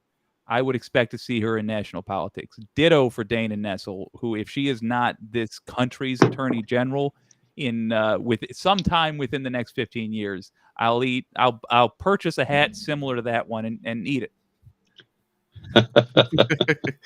maybe go for the dollar store version. This was expensive. I was hesitant. Ecuadorian. It does look a little Panama. Yeah, but the one you have probably has the better nutritious fiber content. Fair. There's things to. Well, this is true. It's funny. So, like, this is a Panama hat. Store hat. But Panama hats they're made in Ecuador. That's maddening. Yeah, I know. But it's not a real Panama hat if it doesn't come from that special region in Panama. Yeah. It's like, what kind of dog is that? That's an Australian Shepherd. Oh, so they're from Australia? No, California. Why do they confuse the children so? When I read a couple of weeks ago, and I just shook my head. I'm like, oh, this author is the Labrador Retriever, the Golden Lab, the all-American dog. Yeah. Labrador. It's in the name. It's a place in Canada. It's a part of the province of Newfoundland and Labrador. It's how difficult. You're writing it on a computer. You have Google. Maybe look up the etymology of the word Labrador. How difficult would that be? And you have go ahead, Rick. Genuine apology, because Labrador retrievers are some of the finest dogs. You guys ought to be proud. Yes. We tried it. We wound up with the Chesapeake Bay Retriever. It's the only dog that'll call you to your face. It didn't work out as well. I love them. I guess not. Fifi, come here. Go bark yourself. Yes. Yeah, pretty much, I'll come when I'm damn good and ready. Okay, Mr. Grizzly, we have an asset to put up if we can. Let's see if I can do that. Hang on. I decided to give our old pal Jake a happy Trudeau moment. Ooh, okay. Now, you remember, Mr. Grizzly, yesterday we showed a clip of Trudeau during his, media availability. Turns out it was something that lasted about 45 Doesn't minutes. look like I can do it from my phone, sir. Oh, no. Okay, well, we'll play it. Sorry. We'll play the audio. But okay. I'll play the audio. We won't get the visual. I'll bring up my standard picture of Trudeau, which I do pine over about once a week, so I'll have a visual aid myself. You can't have him. He's ours, and we don't have term limits, so you can't have him until we're done. Damn, all right. Oh wait, no, I Hands are can do it. I can do it. Okay. I can do it. All right. Yeah. Okay, here we go. This Oops, hang on. is Man, that's impressive. It's slow. okay. This is literally 4 minutes and 23 seconds of True Daddy. True Daddy is back. He brought out the dad voice. I'm going to have to sit back and watch the entire 45 minutes of this thing because I'll listen in the the background clips because I'm that we busy. showed- Okay. Yeah, the clips that we showed yesterday were fantastic, and then this one came up on top of that, outside of that, and I was like, why wasn't this the one that was shown everywhere? So here we go, talking about Pierre Poliver's strategy of basically being the world's most negative and dour person. You've spoken a lot during this press conference about Pierre Poilievre, and you've used multiple answers to kind of go after him and his policies. He's been going after you for a long time on this issue of inflation, affordability, and of course, housing. You just shuffled your cabinet, you elevated Sean Fraser to housing. Is there a recognition, perhaps, or a sensitivity on your part that he has tapped into something that people are very concerned about? And do you feel threatened now by his leadership? No, what is of concern to us is the fact that there are so many people having trouble making ends meet. And that's why we moved forward over the past year with significant investments to help Canadians. Investments like ensuring that kids under 12 have access to dental care. And let's pause on that for a second, because that's something that is making a huge and real difference. We're talking hundreds of thousands of families who sent their kids to the dentist for the first time over the past year. Pierre Poilievre, to bring him up again, as you brought him up, voted against dental care. He said providing dental care to low-income Canadians would just feed inflation. Well, there's two things wrong with that. First of all, we have seen inflation come down now to the lowest levels of most of our partners, back into the Bank of Canada range, which is a very good thing, which shows that our targeted investments have actually been able to bring down inflation even while we're supporting Canadians. And the second piece of it is that so he was wrong about its impact on inflation. And he chose to vote against and to stand against and try to block in the House delivering of dental care for vulnerable Canadians. Why would you do that? Why would you say that dental care is fine for MPs and their families, and it's not inflationary for people to send their kids to the dentist if you have money to do it?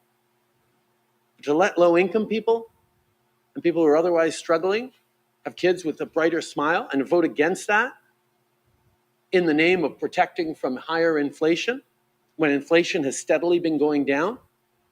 That's him making baseless arguments, completely disconnected from fact, but playing on the very real fear, anxiety, and frustration that people are out there. That yes, there are challenges around the cost of living.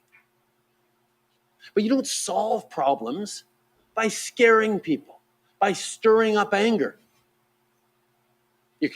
He's hoping that he's going to be able to get votes out of it, but that's not how you build a stronger economy. Excellent. Confident communities, confident countries invest in themselves. His solution on anything is cut housing supports, cut dental supports. I love that. Bring forward a two-tier healthcare. You haven't heard him talk about the investments we're making in healthcare because he doesn't want to have anything to say about that. Because these are real measures that are going to be helping Canadians. His answer to everything is cuts and be angry. Oh, beautiful. That's not Canada. That's not how we build a stronger future. That's not how we've gotten through the challenging times we've had in the past. Canadians roll up their sleeves and get to work and build and invest in themselves and their communities. That's what we do. We partner with people. We don't pick fights with mayors. That's where the anger that he is drumming up is dangerous for Canadians who would much rather work hard and build a strong future than throw up their hands and say, oh, It's all terrible. It's all broken. Let's all stay home. No, that's not who Canadians are. So I won't be stirring up anger. I will be pointing out where his proposals are irresponsible and unserious. I will stay focused on solving the challenges Canadians are facing rather than exploiting them for political gain, like Pierre Poilievre does. Beautiful. That concept. Right. And welcome back. We're joined That is now by such the a twice good way. Okay. Absolutely willing to hear that too. But that concept that if you believe in a country, you are willing to invest in it. That is the correct attitude to have. That is how you build something. That is how, as a people, you accomplish amazing things that the world envies.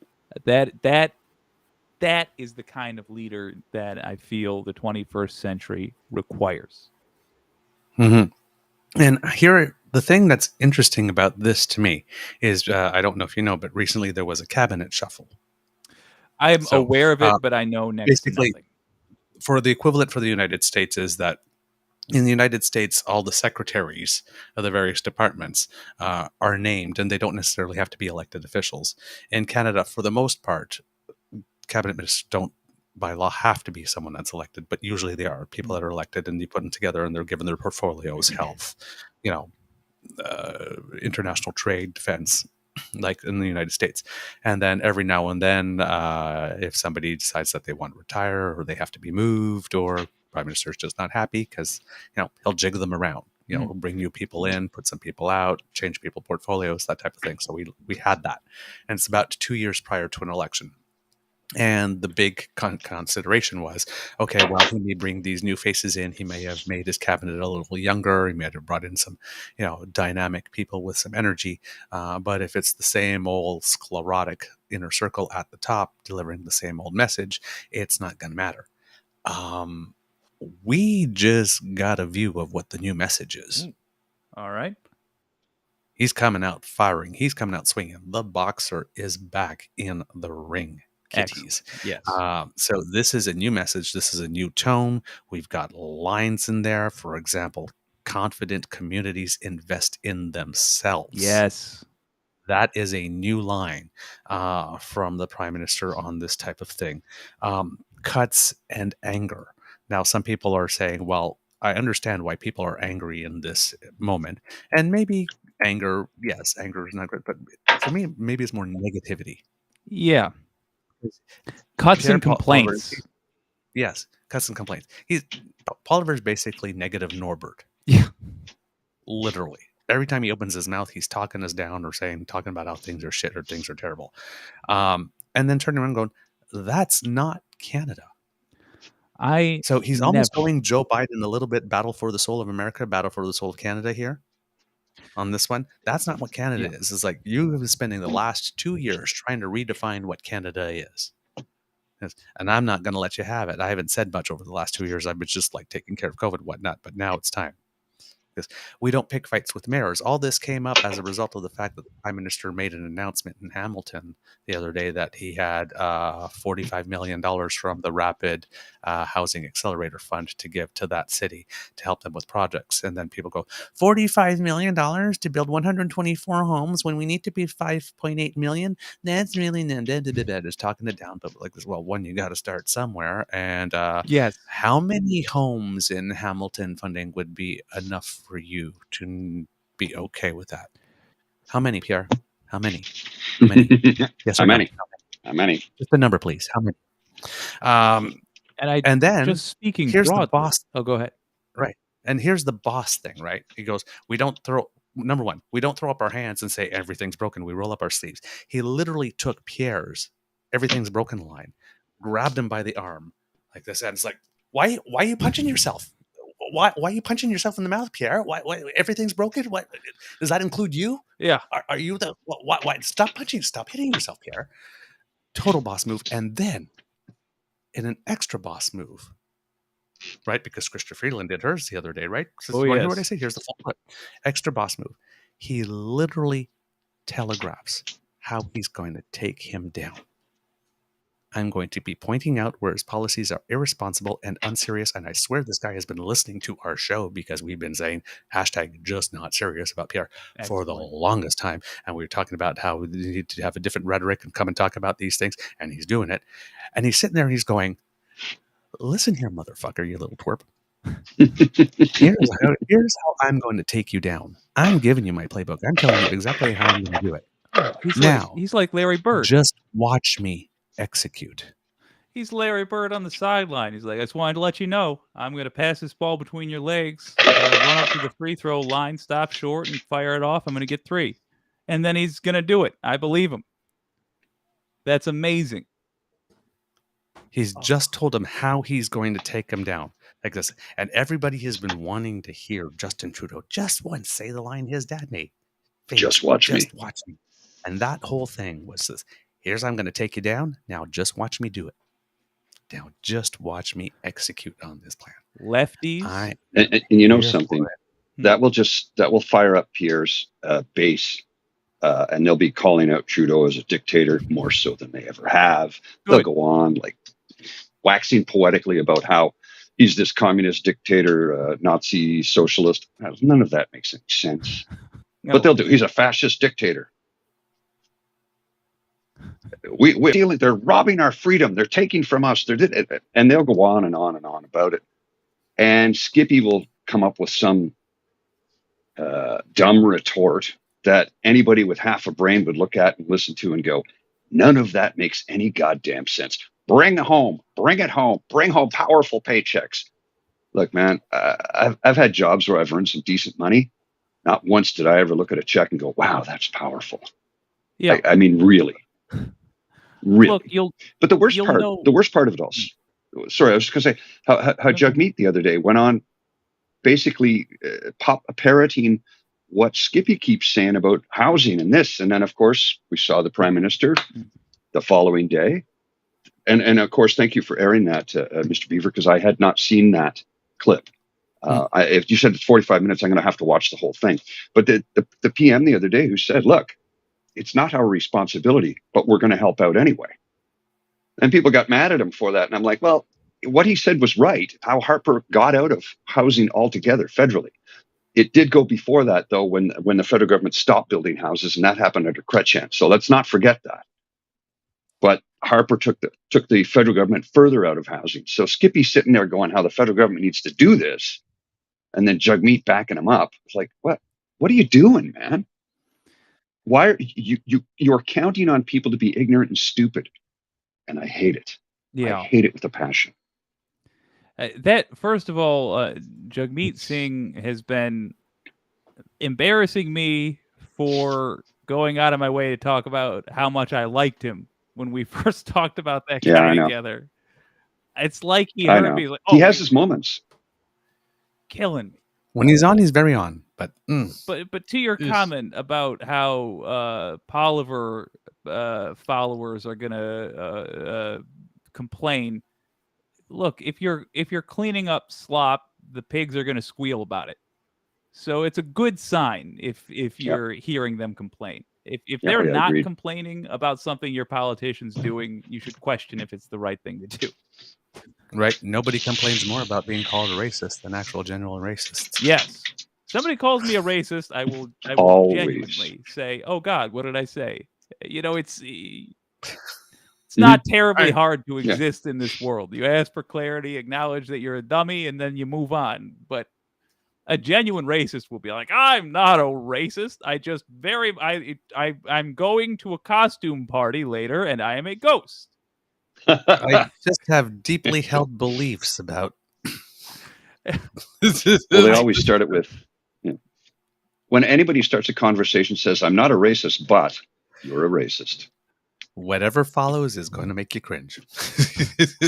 I am not a racist. I just have strong opinions about the Juden. Oh. And the Führer, he's such a wonderful... I'm just thinking about the producers now. Right, pigeons? It's happy tippy tappy toe time for Hitler. Come here, little Hans, little Fritz, little Adolf. It's a family name. Oh, God.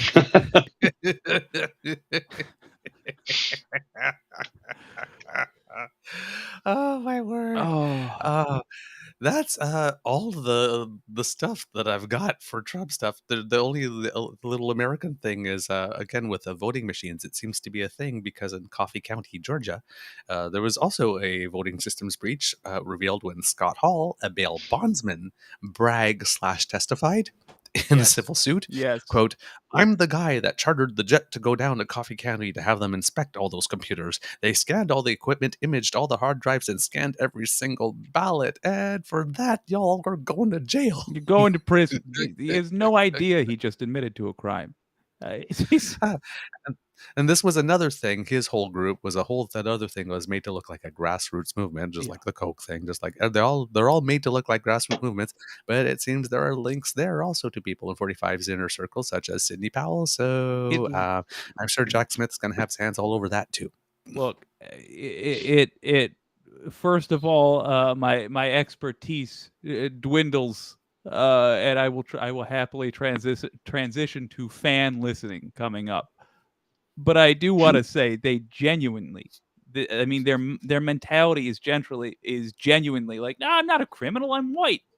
No. I'm not a criminal. I was doing it for the Republican Party. It's not a crime. I had a MAGA hat on.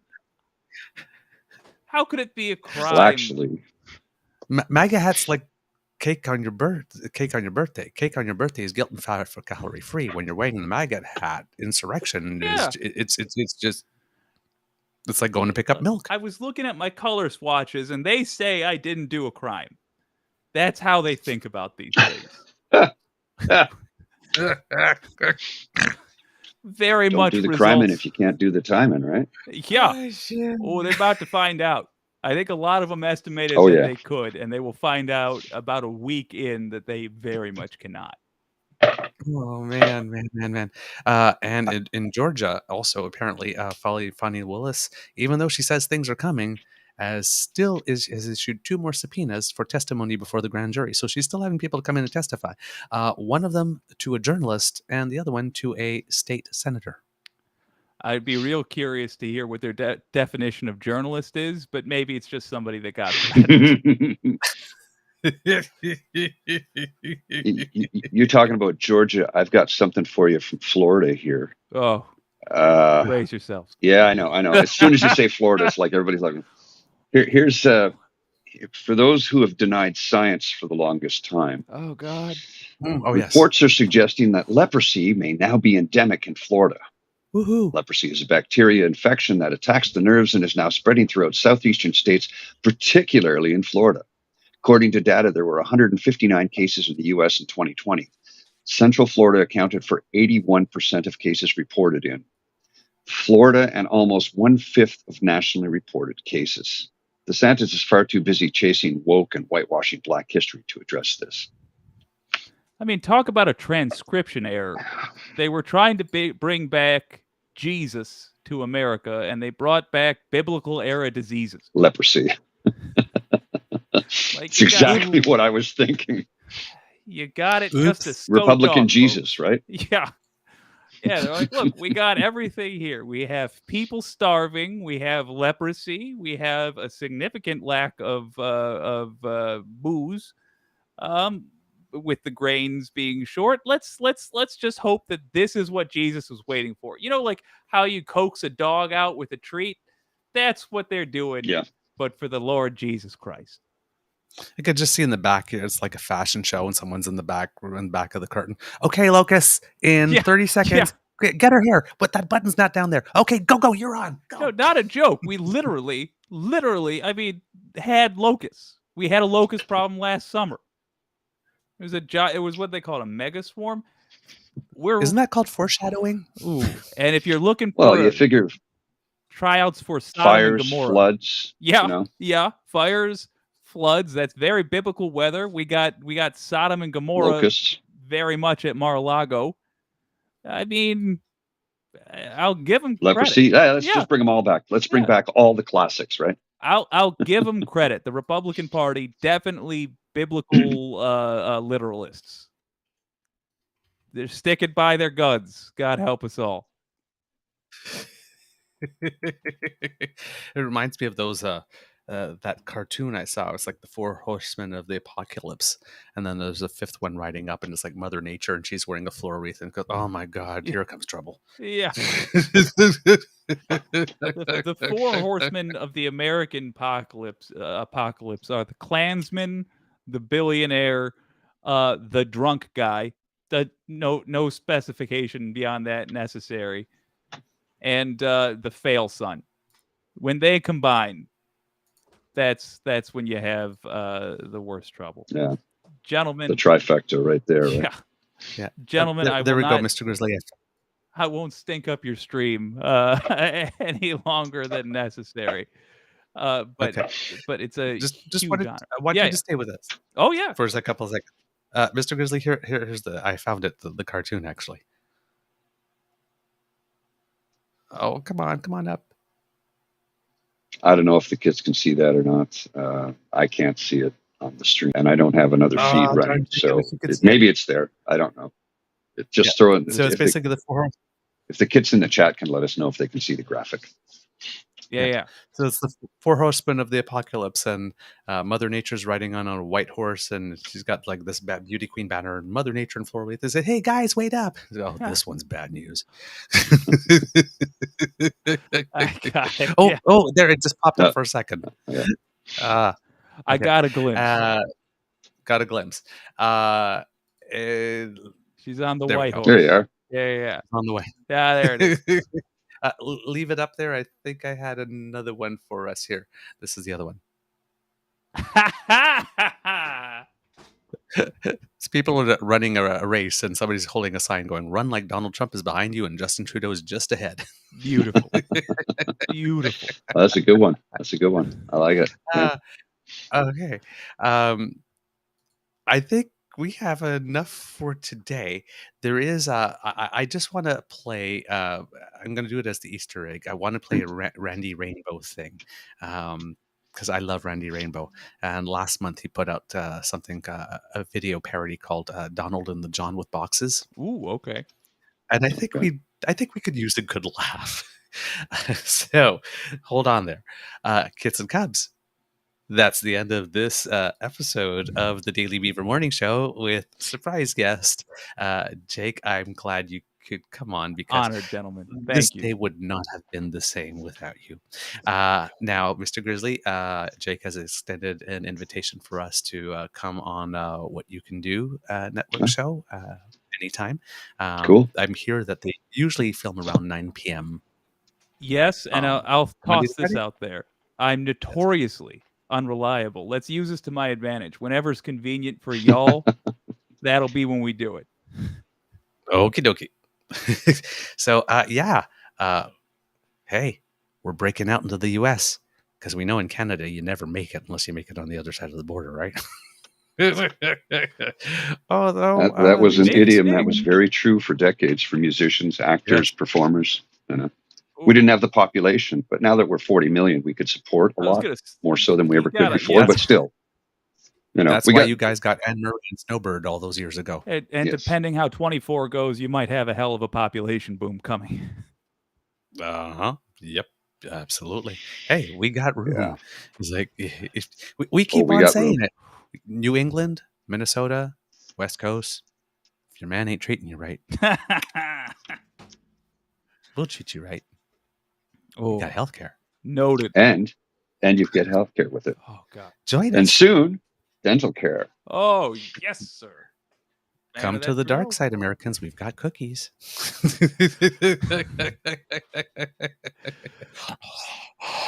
Cookies. And not oatmeal raisin. Yes, except the sugar. This episode of the Daily Beaver podcast. We hope you love listening to us because we love making this for you. No insult intended to anybody who actually likes oatmeal raisin cookies. Remember that sharing is caring. Hey, they're cookies. They're cookies. So they all pass. There are just some that are better than others, but they're cookies. Cookies get you in the door. Remember that sharing is caring and word of mouth is priceless. So let your peeps know about us because democracy is something that you do. We keep on saying it. Grab that pen, grab that paper, use your cursive, and write a letter to your MPs, your MLAs, your MPPs, your senators, members of the media, and let them know you demand better. Yes. Yeah. Heck, write them. Hey, Congress, Canada up here, we're watching through our drapes, and could you clean that up? Because if you guys go south, you take us down with you. We'd really like for that to happen. Please. Thank you. Yes. Very much. Yes. If you really like this podcast, you can find us on Crier Media Network, as well as all Beaver Grizzly friendly platforms. Stars and reviews are greatly appreciated, and we love to hear from you. So please reach us on our Facebook at True North Eager Beaver, our Twitter feed at True Eager, and by email or Fmail or Gmail or Hmail. We don't care what letter you use, as long as you reach us at truenortheagerbeaver@gmail.com. You cannot subscribe to us via our pod page anymore because they have let us know that apparently what the problem is that by having a free version of the program, a lot of people were abusing it and they were spending all their time trying to deal with the abuse. So they've just canceled the free thing so that they can focus on providing the service. Our page is still up as of this morning, but that should change very soon.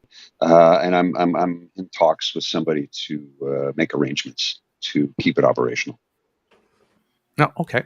Cool. Hell yeah. So we'll keep you updated to that. And if that doesn't happen, then I'll start repopulating the coffee page. And we'll do it by putting new episodes as they come and then filling up the back episodes eventually. Because I will have like over 120 of them to put up, which will be a lot. But if I need to, I will do it.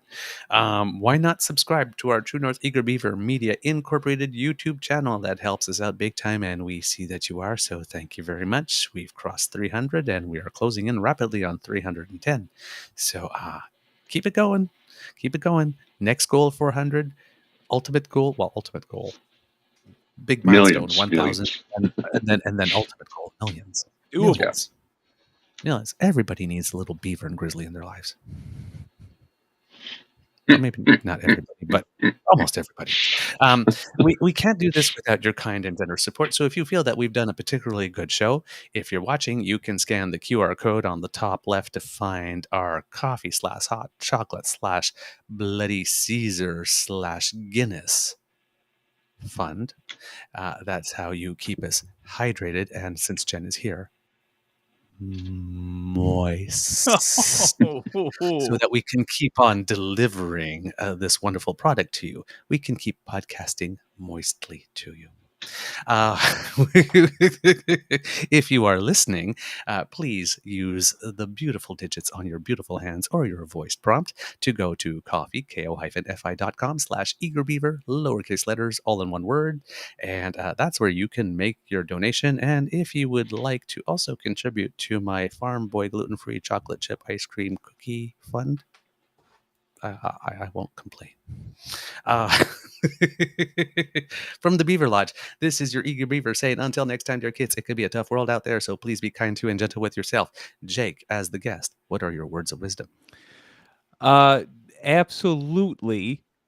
Do not trust your leaders to lead without your input. Make sure you are in constant contact with them so they know what you want to do or what you want them to do, and they know you're watching them. There we go. Oh, Kit Saucy goes Speedo Bears. Where's Pete? We need him to make a logo of a bear in a Speedo.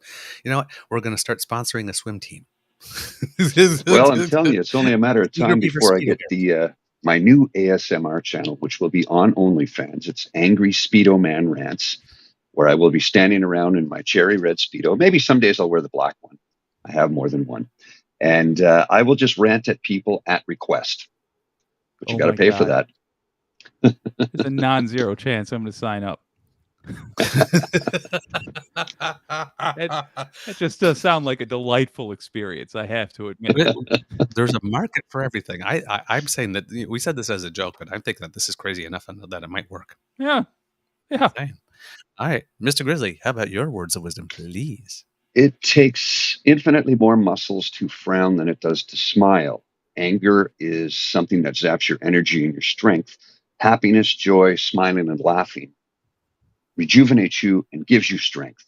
and makes you happy and makes everybody around you happy. So try and smile, try and be happy, and dispense with your anger when you need to. Take it out in the gym on the heavy bag if you need to, or come up with a rant for me to give to you for $5.99 on my new OnlyFans channel, Angry Speedo Man Rants. $5.99 for the first minute, $2.99 every minute after. Call now. Yes, kids, be lazy, smile. Be lazy and smile. I like that. Be lazy, smile. All right, Mr. Grizzly, roll the credits, and then we'll have the Easter egg.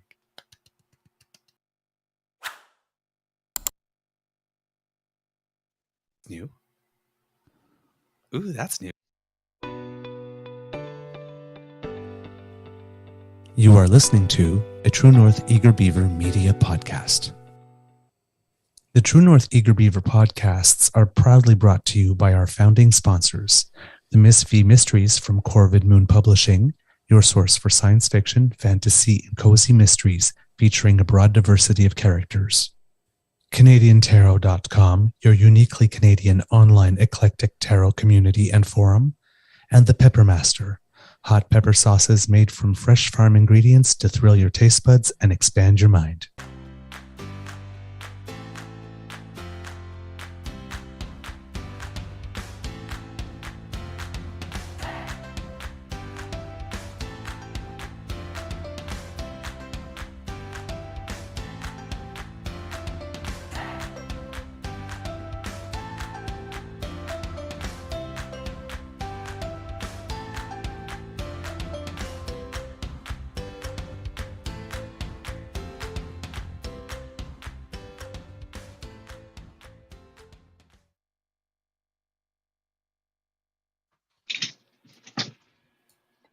All right, kiddies, let's enjoy a couple of minutes of Randy Rainbow, Mr. Grizzly. Hopefully the asset will come up. I got it. Okay. It's, please show on the screen. Please show on the screen. It might be. Just a second. I'll check. There we go. It's there. God, Mr. Grizzly, where'd you go? Don't go check anything. Come back. Be. Just a second. I'll check. No, it's working. Play it. I'm imagining. Okay, here we go. We're joined now by the twice indicted Republican frontrunner, fresh off his latest arrest, Donald Jessica Trump. Thanks so much for posting bail to be here.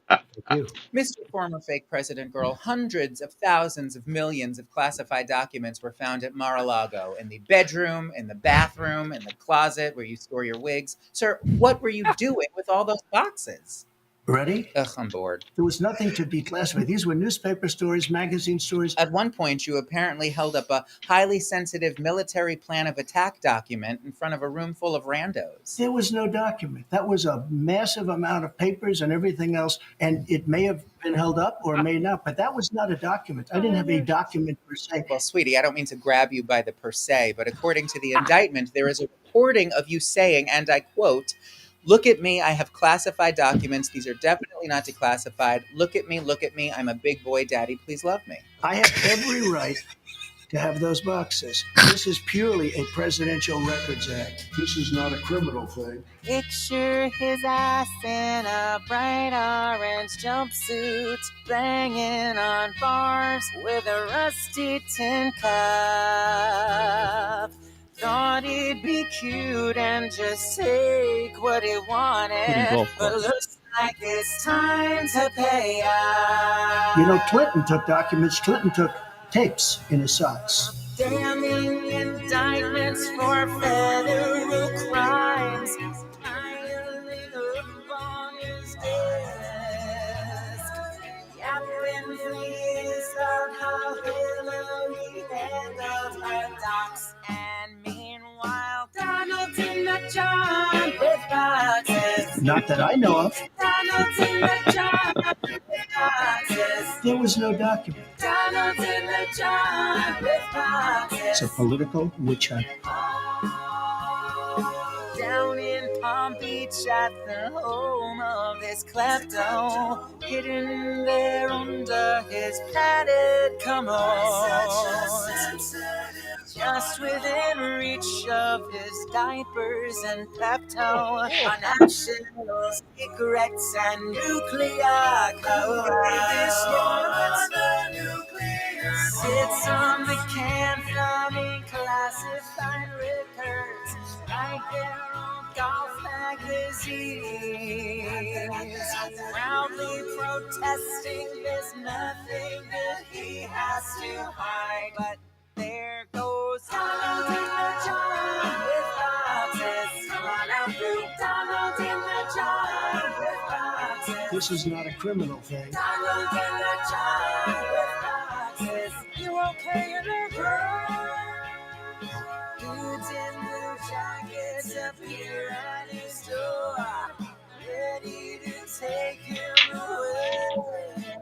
These are thugs. Still all these hacks back him up. What the hell's going on? Donald in the John with boxes. That's a lot of boxes. Donald in the John with boxes. Donald in the John with boxes. This is not a criminal thing. Picture his ass in a bright orange jumpsuit, rock to the justice he tried to obstruct. Thought he'd be cute and just take what he wanted, and now he's totally screwed. Which Beautiful. I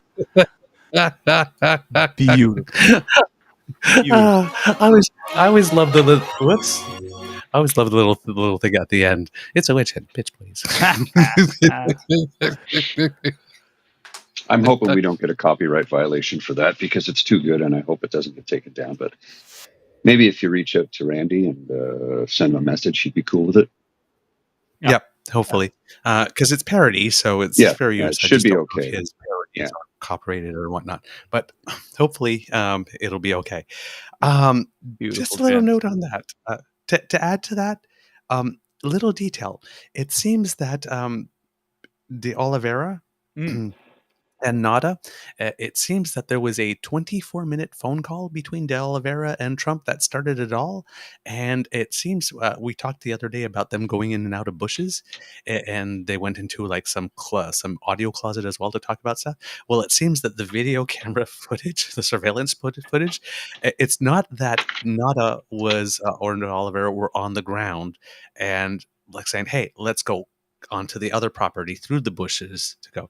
It was Donata showed up from an adjacent property, snuck through the bushes, took De Oliveira, pulled him on the other side of the bushes. They talked, and then De Oliveira came back. Wow. It's like, are they villains from a cartoon on video, taking someone aside to discuss in secret the thing that you didn't want to see. We have on the tapes we were trying to destroy. We have the heroes from Law and Order versus the villains from Scooby-Doo. And once again, they pull off the mask, and it's a rich old white man. Go figure. Yeah. Oh no! I would have gotten away if it wasn't for you meddling kids. You mispronounced hood, first of all, and second of all, oh no, it was exactly who we thought it was. Who would have guessed, except everyone. Christ. All right, kids. We hope that we left you with some laughs. Have a great day. And Jake, thank you so much for being guys. Thanks again, brother. See you soon. It's a good day. I'll see you. Donald in the John with boxes. I'm gonna have that in my head all day. I gotta go. I'll see you later.